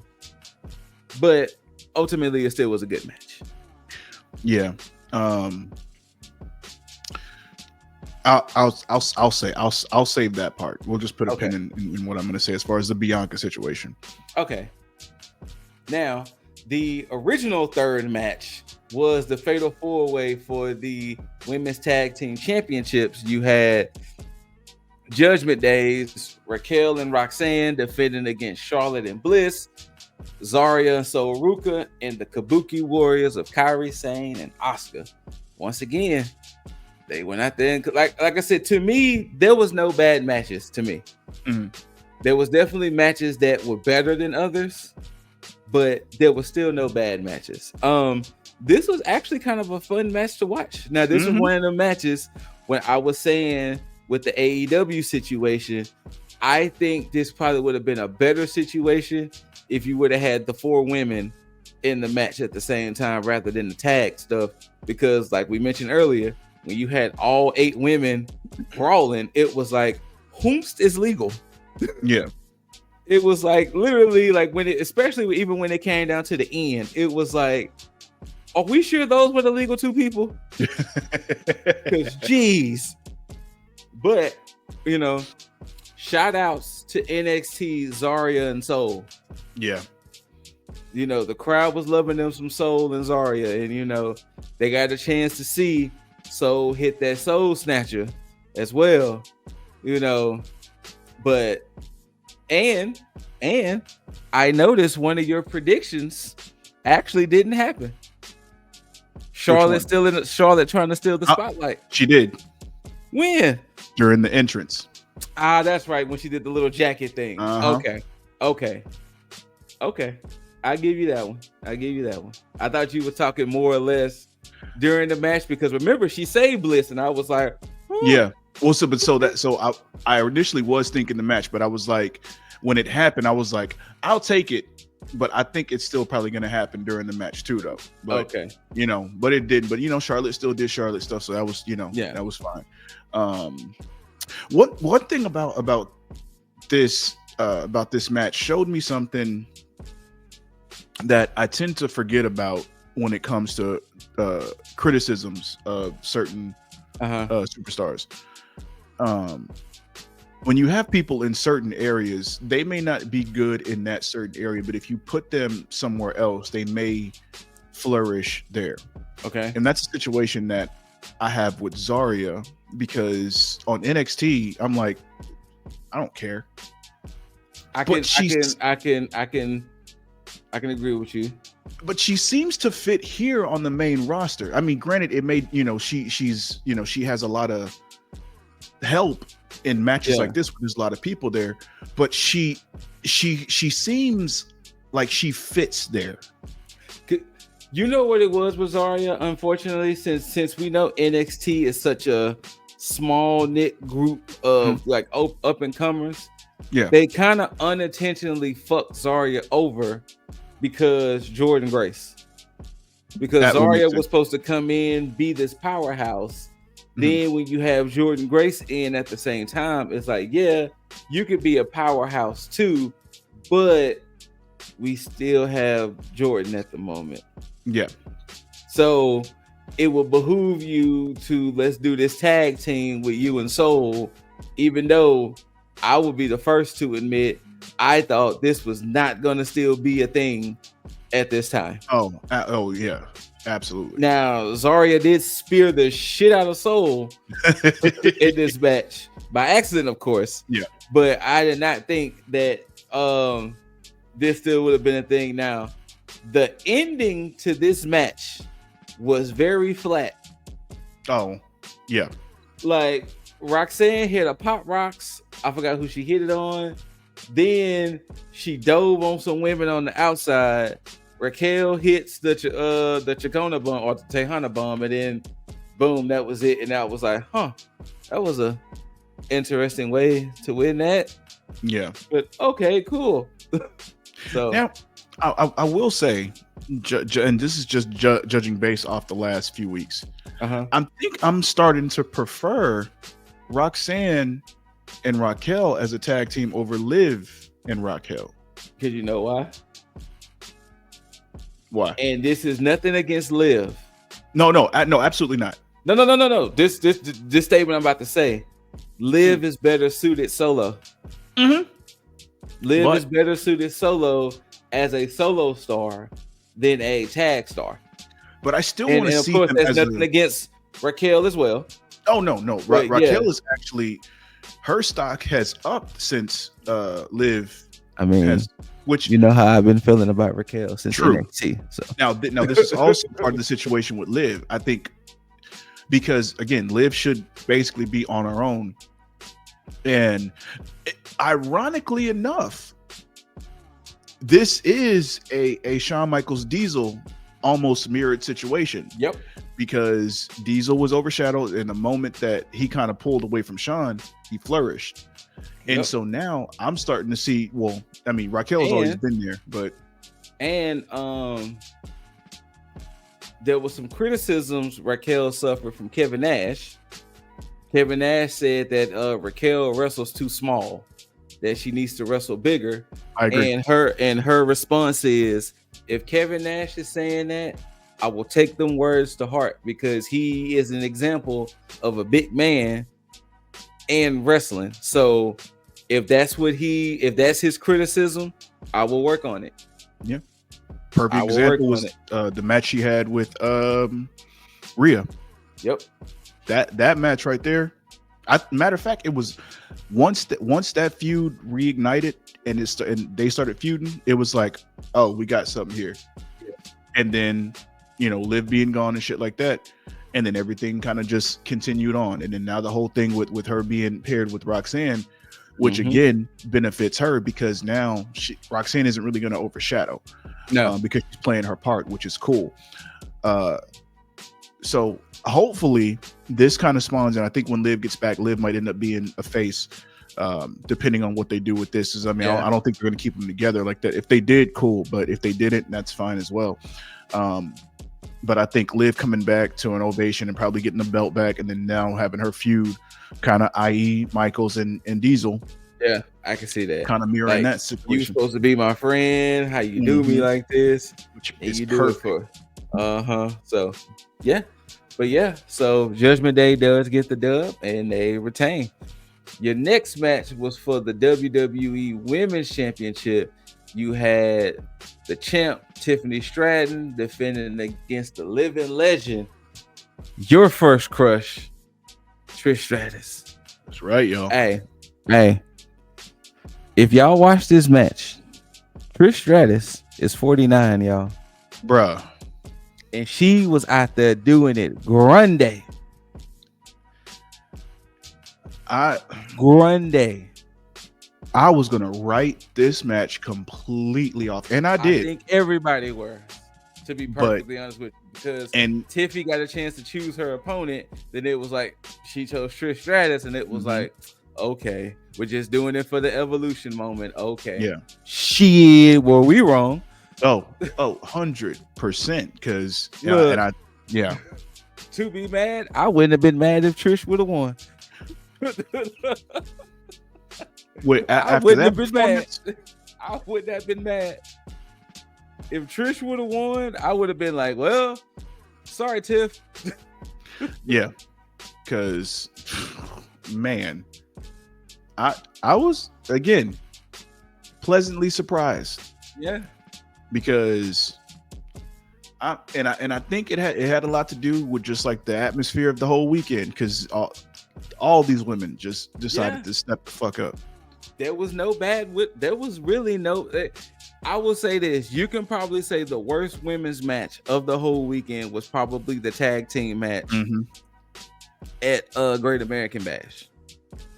But even then, it wasn't bad in the sense of get this off my TV. is that when you compare it to all the other women's wrestling we had through AEW and through this event, oh boy. Yeah, something got to be ranked at the bottom. So yeah, something got to be ranked at the bottom. But yeah, I mean, it was almost sad to see Trish lose for the performance she gave against Tiffany. But you know, they're setting it up for Stratton versus Cargill because Cargill did win Queen of the Ring. Mm-hmm. So yeah, it's been set up. So, but yes, eventually Tiffy does hit the prettiest moonsault ever. 1, 2, 3. She retains. She also let Trish get a chance to have her moment with the fans. We don't know if this is it for Trish or not, but if this is it, my goodness, what a way to go out. What a way to go out. I mean, it was better than Goldberg's last match. So, and you know, what a way to go out. This is Cena's fault because Cena had to have sparked something because he had to. Now everybody's like, I need one more good run real quick. I need one more. Yes. Yeah. Cena got everybody getting that itch again. But yeah. And like I said, the match after this match would have been the no holds barred match, but we talked about it earlier for reasons. The next up was the Battle Royal. Now, the women's Battle Royal consists of, I think, like 20 or so women, and the winner gets a shot at whatever champion at Clash of Paris, and I think is whatever brand they represent. And let's see if I still have the list with pretty much, because that was pretty much the women that was in that match. But we had Zelina Vega, Candice LeRae, Natalya, Michin, Izzy Dane, Maxine Dupree, Stephanie Vercure, B-Fab, Jada Parker, Lash Legend, Nia Jax, Tatum Paxley, Nikki Bella, Lola Vice, Chelsea Green, Kalani Jordan, Ivy Now, Alba Fire, Piper Niven, and Julia. I think that was literally the whole list. I don't think there was anybody extra. Yeah. It was actually an exciting Battle Royal to watch. It was actually exciting. It was exciting to watch. And you know the crazy part is this wasn't a slog and it wasn't long. I've watched this Battle Royal 3 times because I was trying to get the points down. Yeah. I've watched it 3 times and each time I got surprised. Thank you, Lash. Thank you, Jada. Thank you, Stephanie. My gosh. Ladies, I really appreciate y'all. I was surprised at how short. B-Fab too, because B-Fab got me one too. Yeah, she did get. Yeah, B-Fab did get one. Maxine Dupree let me down. Yeah, I mean that's not surprising, no. But yeah, like the only, and of course this is from a fan standpoint. I wish there would have been a few more women in it, maybe like a couple of TNA women. But for what they had, like maybe a couple of TNA women, maybe even a couple of AAA women. But for what they had, it was still fine. Like it was still fire. Like, it absolutely was. Like it was a great Battle Royal. Like, so funny thing enough, when this Battle Royal started, and then the way it was starting off, I was like, well, I'm about to lose this because Nia Jax about to act a fool. Because she got out Tatum and Izzy like that. I was like, oh. Which for story purposes, I'm glad they did it like that because I was like, they want to show her, do her thing, and then, later just get her out of there. And then, we had Kofi Kingston Jr. because when she threw out Kalani was caught by Tatum and Izzy, but then she kind of rolled to the table. Then she handstand her way back in the ring. And, and she was in there. So effortless. Like, it was like, my goodness. And unlike Kofi, shout outs to Kofi, at least Kalani was still in the Battle Royal for some time. It wasn't like she did all that to get back in the ring to get tossed out. No, she was in there for a time. Jada Parker, Lash Legend, had a great showing. Yeah, I think it was all the women that they did vignettes for. Yeah, they had a great showing. Lola had a pretty nice little showing as well. I mean, so funny enough, right? I didn't even think about Stephanie Vercure winning because I saw Nikki Bella and I was like, well, they want Nikki to have that last run like we've been talking about. So why not let her have the title match at Clash in Paris? Yeah. Because, yes, it's a PLE, but it's kind of the quote unquote one-off PLEs. So that's why I was like, well, Nikki Bella gonna take this, and surprisingly it wasn't, because Lash Legend got her out of there, and Lash Legend was like, bye, Legend. Pun and no pun intended. And then what we really saw, Lash hoisting up Nia Jax, dumping her over, and then both Stephanie and Lash together eliminates Nia, which then left the runway for me because my 2 picks was left, so I had no choice but to get points. Mad points. Crazy. Mad points. But Stephanie and Lash kind of went at it, and boy, that devil's kiss. Thank you, Booker T, for not only getting that move over, and thank you, Atlanta, for actually doing the rather than, I think the last time the people were counting. It's like, you don't count. Yeah, I didn't. Like, you do the Booker T sound effects. But thank you, Atlanta, for doing the sound effects. You can tell the people in Atlanta watched NXT. Yeah. Because the NXT women got love. Oh, it wasn't absolutely. like who are these people? No, the NXT women, Soul, Zarya, Lash, Jada, Lola, they all got love. So, but yeah, Stephanie Vaquera does get the W. She will be taking on whoever comes out champion, which we will discuss momentarily. Whoever comes out champion at the SummerSlam, Stephanie Vaquera has next. Yeah, here's the thing about, and just for the record, people, I do believe that Evolution is probably going to be a yearly show now. I don't want it to be yearly. No, well, here's the thing. Yeah. And here's the reason why I say that. Okay. Because you have, and it was specifically this battle royal that solidified it over. Yeah. Because looking at the women in this battle royal, nobody, I mean, outside of maybe like a couple, nobody really seemed misplaced. But it also showed me the amount of talent that WWE has in the pipeline for the main roster. Yeah. To the point to where it's like, yeah, you can have a few that can come up next year, you know, during the draft or whatever. But it's now going to get to the point where the women's roster is going to become so saturated with talent that it's going to be hard to decipher who you put where. Okay. And so they're going to have something that showcases the women way more than just vying for spots. So now all the championships that they have, which, I mean, people could complain about women having a lot of championships, but now it makes more sense due to what's going on with the roster here. Especially when you got so much in NXT waiting as well.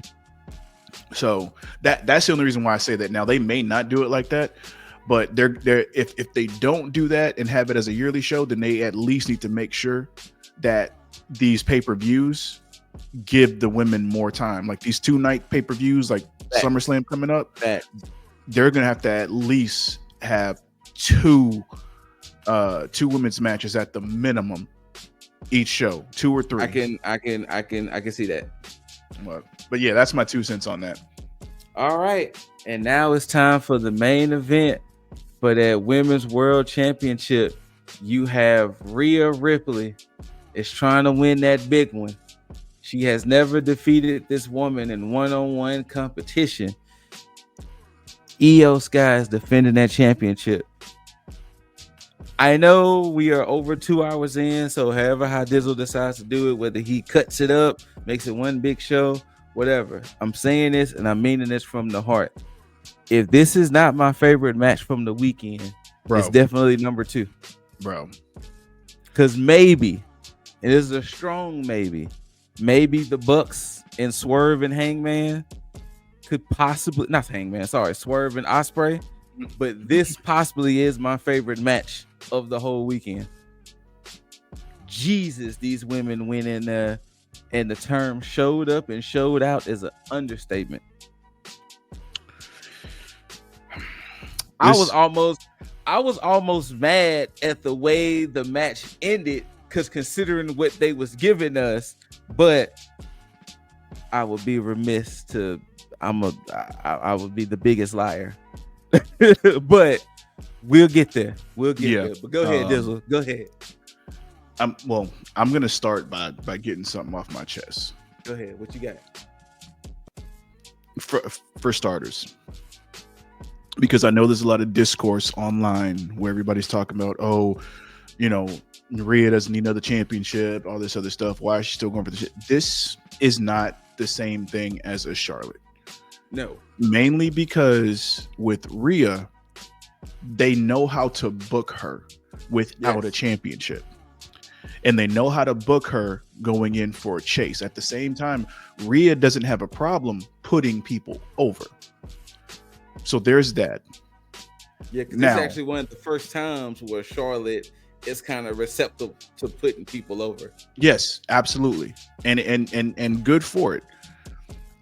The other point that I have that comes with this discourse is that Rhea is already good at what she does. To watch this match and see her step into another gear, if you do not think that she deserves a championship or gold, you are as delusional as Bill Oldberg. Yes, because there is no way that you can watch this match, and I mean absolutely pay attention to this match, and say that she doesn't belong in the position that she's in. Because Rhea is not just a gimmick. Like, yes, her presentation is absolutely nice. She's hot. She's muscle mommy. She's all this stuff here. But she can go better than a lot of fucking men on the roster as well. And do the powerhouse shit a lot better than some men on the fucking roster. And not only that, but the problem is, so kind of like to touch upon what Dizzle was saying, it's not like 2015 Roman Reigns. It's not like any of that, because she legitimately goes out there and puts on these great matches. The fans love her. Like, it's one of those things to where she's legitimately doing something that people care about, and people actually care about Rhea. And whether she wins or loses is not necessarily a bad thing, because it's a great thing to watch. Yes. Like, even the fact that like how I hated how she weaseled her way into the match at WrestleMania. Yeah. Ultimately, those three ladies had an amazing fucking match. Yeah. And she didn't win. So yeah. So it's one of those things to where, and like we said, unlike Charlotte, she's better for it. She's better for it of doing it, because it's just, let her do it. In essence, let her go out there, do the damn thing, and it makes sense. Yeah, because you do need a star, for instance, and Rhea is the star. Yes, 100%. She is, and she's not selfish. Yes, and that's no slight to Io. Yes, there's no slight to Io. And wait, sorry. And because I know there's going to be a smart ass that either you're going to the comments or you're thinking it right now. Even though the triple threat between Charlotte, Becky, and Ronda, even though Charlotte did the same thing and weaseled her in, here's the difference between the Rhea situation. Rhea didn't get handed a championship by going over on somebody else, Asuka, who deserved to have a championship and lose her spot in WrestleMania, to then get into a triple threat match.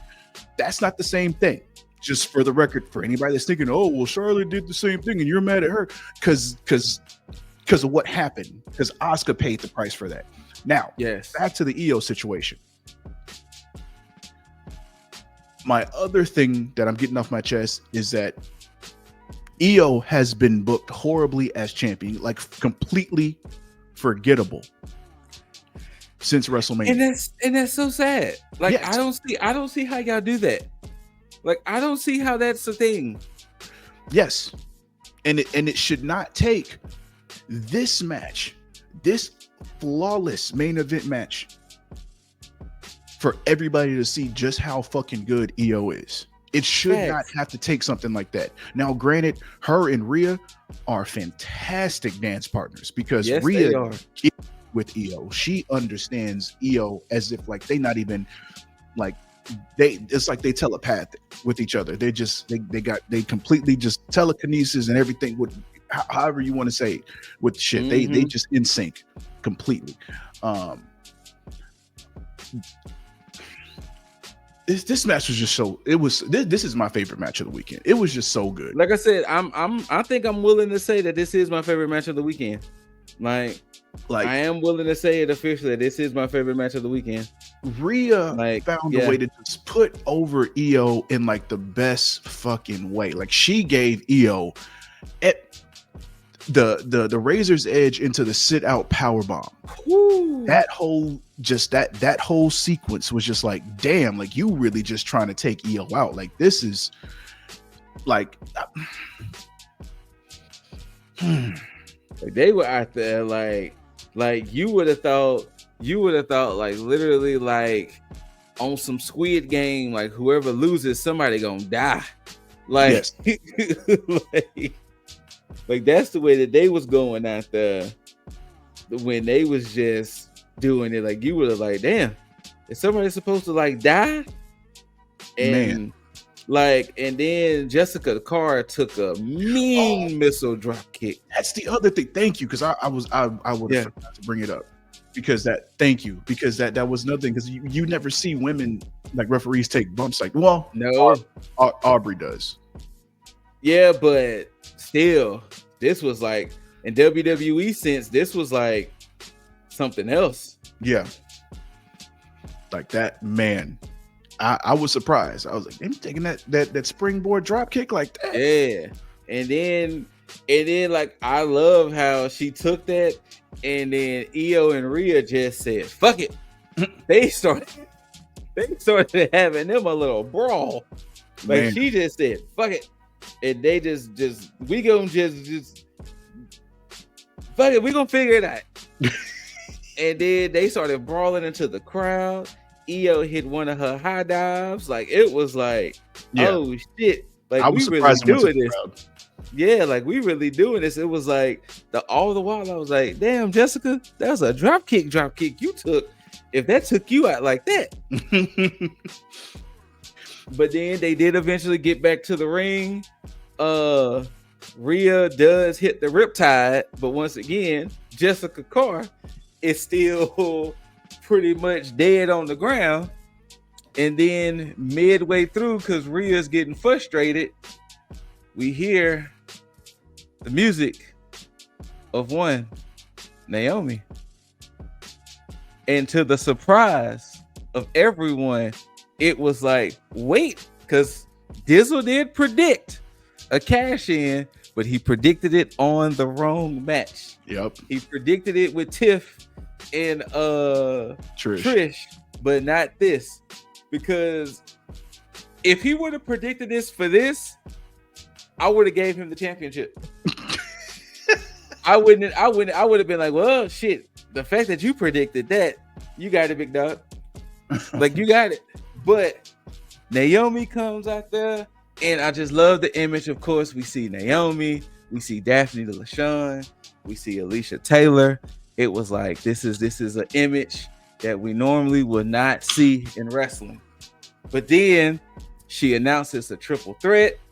And then next thing you know, just like a smart person would do, she immediately takes that briefcase, smacks the shit out of EO, grabs Rhea, throw her in the corner, split-legged moonsault to EO, and new women's world champion, Slayomi. Man. When I tell you the emotions that came over me during this match, shout outs to Mike. Mike said he was in tears because he's been riding with Naomi since FCW. So for him to see this, and then of course how everything played out with her and Sasha, her doing it big in TNA, her coming back, and just the overwhelming love that that woman has been getting. And not only that, whether you want to admit to it or not, she was the best booked wrestler in the women's division. Yeah. Ever since the reveal of of the Jade attack, she's just been on go.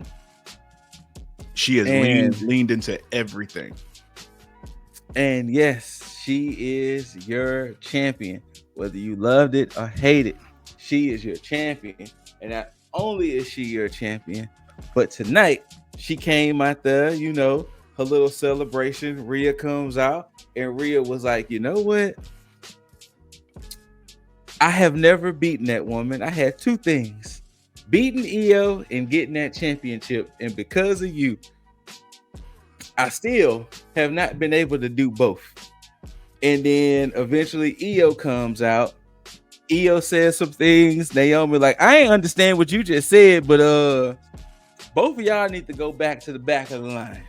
You know, this is me now. Of course, they was getting into it. Adam Pearce comes out, and he should have said this was going to be the main event, or at least one of the nights. But officially, at SummerSlam, this match is probably about to be match of the weekend. It's possible. It's a strong possibility that this may be match of the weekend. Yes, because we know we're gonna have Tiffany versus Jade. We know we're gonna have this. We're gonna have Cody versus John Cena. We're gonna have Randy Orton and Jelly Roll versus Logan Paul and Drew McIntyre. And because of the events tonight, we're gonna get CM Punk versus Gunther. So we know we're gonna get that. But this right here is gonna be my most anticipated match to see. Yes, easily. To piggyback off of the segment, first and foremost, shout out to Jugs, because I'm about to just do some horny Joe stuff here. Io, oh, boy, hey, those should be illegal. Illegal. I don't know where you was hiding them shorts at, Io. Illegal.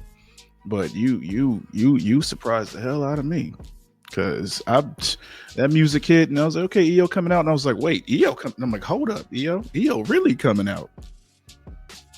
But I digress. Naomi, first and foremost, I am so glad that they are allowing Naomi to basically have free reign on her promos and being able to just talk, because it was when I first noticed it officially when she had that promo against Tiffany, and so the crowd was going, what? And she rebutted with, bitch, you heard me. I was like, oh yes, more of this, please. And so I think ever since that point, her interactions with the crowd, especially tonight, was just perfect. And just her calling all the Russ heifers in the back, and they are letting her legitimately cook. And I'm so glad that she, because I thought she was gonna lean into, because when she came out, she seemed like she was about to, you know, high five the fans and stuff like that. She hit one person's hand, but it's like almost like it clicks. She was I know she's happy about being champ, but she got in the ring and she let them kind of, you know, be the whole you deserve it. Then she like locked in and was like, nah. She was like, nah, are we telling me I deserve it now? And it's like, yeah. And so now to take the pin out of what I had put a pin in earlier when it comes to the Bianca situation. So it was a shot, because I mean, nobody, now I don't know if they called an audible, if this was the plan all along, because everybody online was saying the same thing.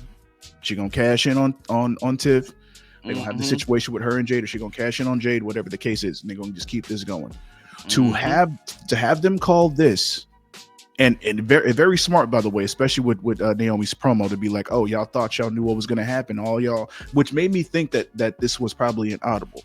But it was, if it is an audible, it's a good one. If this was the plan the whole time, then kudos to WWE. But if it is an audible, it's a good one for the simple fact that you're not going to book her in a box. Like you're taking this gimmick, which means that she's graduated from SmackDown to Raw, because you're taking the gimmick that she has, which is a surprising but a very good gimmick change for Naomi, because now they're giving you another top heel in the women's division, which is perfect. But to have to basically still have her allude to everything when it comes to Bianca and Jade, to, if you want to come back and revisit that, you can, but to then take this and then put her to freshen her up on this side, to make sure that you don't make that shit stale, because you don't want to overshadow Jade. I get what they're doing there, but what I was gonna say earlier when it came to the Bianca situation, if Bianca is still in on the situation with the attack on Jade, or if this is just a story thing to basically pull, I guess making Naomi's realization and her talking to Bianca like click to Bianca, being like, oh, she's right, and then having Bianca turn heel, and then now having that whole feud between them, and then keeping that title fresh over there without them three going at the same title. It then tends to work, because then you're going, if you're going to have the feud with Bianca and Jade, you're at least giving Jade kind of the same thing that Lyra needed with Becky. Yes, facts. So and it actually helps, kind of the same thing that you were saying when it came to a lot of people that have backlash against Jade because they think, you know, whatever, she probably needs more time, all this other stuff. Putting her with Bianca, who she's been with for the past, year or so, and allowing people to start to see what everybody now is seeing with Lyra. Yep. So, I think that this upcoming month for the build to SummerSlam, it could hopefully help Jade some.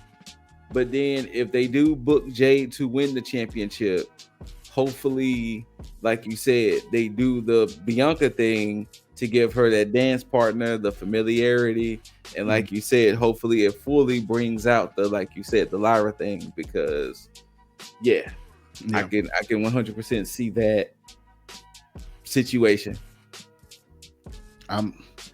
I'm happy about this, and it also with them kind of transitioning into Raw. Raw was very female centric.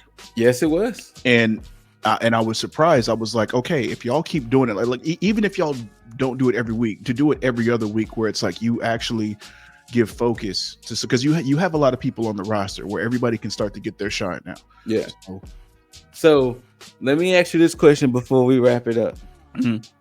Chances are Naomi is going to walk out champ. Yes. Does she drop the belt to Stephanie at Clash in Paris? No. Okay. No. So is that who the battle royal is? Is it for that title? So whoever, whatever brand you represent. Gotcha. So since Stephanie's on Raw, whoever walks out at SummerSlam as champ goes against Stephanie at Clash in Paris. No, I think that this match for Stephanie is really just to showcase if she can, handle the big stage, which she can. Yeah. But I think it's because one thing is for sure, and I've noticed it with EO too. Stephanie's English is getting better. EO's English is getting better. Even though Naomi did kind of, which I that's the only part of the promo that I hated. Yeah, that Naomi was like, I understand what you just said. Yeah. Because that was the best English that EO had. It actually was. But I think they're going to give Stephanie more time to cook, because again, her English, like I said, with her promo that she did last night, after she won, I think they're going to keep her in this part, have her lose. Naomi may cheat, which is fine, which works out for Stephanie. It's triple threat. Oh, you talking against Stephanie or in this match? For Stephanie. Okay. It would protect her. Because I don't see them. I definitely don't see Io or Rhea taking it off of Naomi during this match, which works because this was the funny part, right? So I'm seeing the way things are going on SmackDown and Raw. Mhm. I'm gonna assume Chelsea and the Secret Herpes are now on Raw. I guess. It maybe. So it looks like they're gonna do Stephanie and Nikki Bella versus the Secret Herpes and Chelsea, maybe at SummerSlam if they want to book it for another 3 weeks somehow. What else? Like I said, of course we know we still got people like Nia Jax Lumen. We still have and I can see Jade versus Nia. I don't know. Like, I'm excited to see where all of this goes. Yeah. Like, I'm excited to see what's going to be the fallout of the Women's Intercontinental Championship match, to see where that goes from there. I'm excited to see what Julia brings. You know, since you know they kind of gave her officially that coming out party at Evolution to showcase that, hey, here's your Women's United States Champion.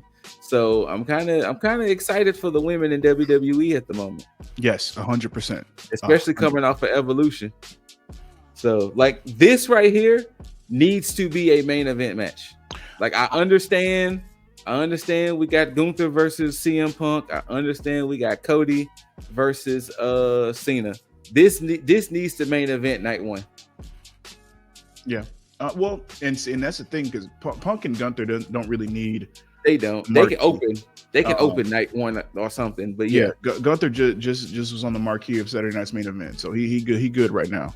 Punk, it's not necessary. He was just on the marquee for WrestleMania. Yeah. No, I forgot. Yes, I forgot Saudi Arabia. So I mean, go ahead and have these ladies, you know, top off night one. Yes. And then they can go into night two with Cody and Cena. Because I'm specifically talking about, because I mean Rhea and Io, they got it, but Naomi deserves this spotlight now based on the work that she's done and the work that she's more than likely going to continue to do if they keep, you know, pushing her. If they keep letting her chef it up, yes. Her presentation right now is very fresh and it's so good. And the crowd is behind her. What, you know, and you know, if you a heel and they behind you like that, go ahead and just lean into it, because they go ahead and lean into it. Exactly. They are eating her promo stuff up, and the most crowd participation that you can get out of Naomi, the better. Yes. Thanks. And I know they might lean into the whole angry black woman thing, but it's not done in a derogatory way. No, it's not. It's not. Thank God. Yeah. Absolutely. Thank God. Because that could easily go left in the worst way. But she's so entertaining with it to where there's no way you can look at it in a derogatory way. She just got it. So keep pushing it, Trips. Facts. All right, well, hey, that was the show. That was 4 shows. Yes, we just gave y'all nearly a 3-hour program. Yes. Now, also too at SummerSlam, this needs to be addressed as well, because somebody wants something of mine. You know? Technically, I should have it. Here's the thing, man. See this right because here. You got saved, because if we just don't care. If we take all the RNG out, I don't care. I cleaned up. I don't care. So, but again, like the wise Vin Diesel said, "Win by an inch, win by, you know, a win is a win." I get it. You know, hey. Matter of fact, hold on. Let me rotate. That way you can see it better. Because see, the problem is, luckily for me, I will officially cross 100 days with this. 100 days as your longest reigning, shortest reigning technical predictions champion. But the beauty of all of this is that hold on, let me remove this from the beauty of all this is I didn't just walk away with the technical predictions championship. I also walked away with the tag in the bank as well. So, Reign 13 is happening. The 13th reign will happen. I don't know when. We're gonna find a way to not make that happen, man. Oh no. This ain't going. I'm not Jugs. If I'm cashing in, it is going to be the most tactical ass cash in ever. It's gonna be such it's gonna just be like, whew. That's why I've been sending them shots that I've been sending to Jugs. Just like Naomi kept telling y'all, proceed with caution. That's what I'm telling Jugs. Because, like I said, it'll be myself, Lip Dizzle, running it back. This time we are going to technical predict the entire show. Not just championship matches. All matches, both nights. Because hopefully there should be no other wrestling happen that weekend. Let's hope. And Leo is finally getting his shot. He's finally getting it. Shot against Jugs. And boy, oh boy, if that man wins that championship, the fact that he's been calling his shot for the longest is crazy. We will not hear the end of it. But go ahead and hit him with that sweet outro, this one. So yeah, after this long recap / review, we thank you for being here. But whether you loved it, hate it, don't forget to rate it, thumbs up, thumbs down. Leave all your comments, questions, concerns down below. Let us know what your favorite match was of the night. Let us know what your least favorite match of the weekend was. Make sure that you tag that subscribe button, tag that notification bell, tag that like button. I know I said that shit out of order, but it's fine. Make sure that you know what he meant. Yeah, you exactly knew what I meant. Make sure that you check in and every fucking video that we drop and check it out. Make sure that you engage, leave comments, leave your likes and all that other stuff down. So that way we can talk back with you and we can understand where you at, whether you agree with us, disagree with us, whatever the case may be. Make sure you go check out Jugs' channel. It's going to be at the end card. You can go ahead and link over there and subscribe and all that good stuff and check out what he has as well.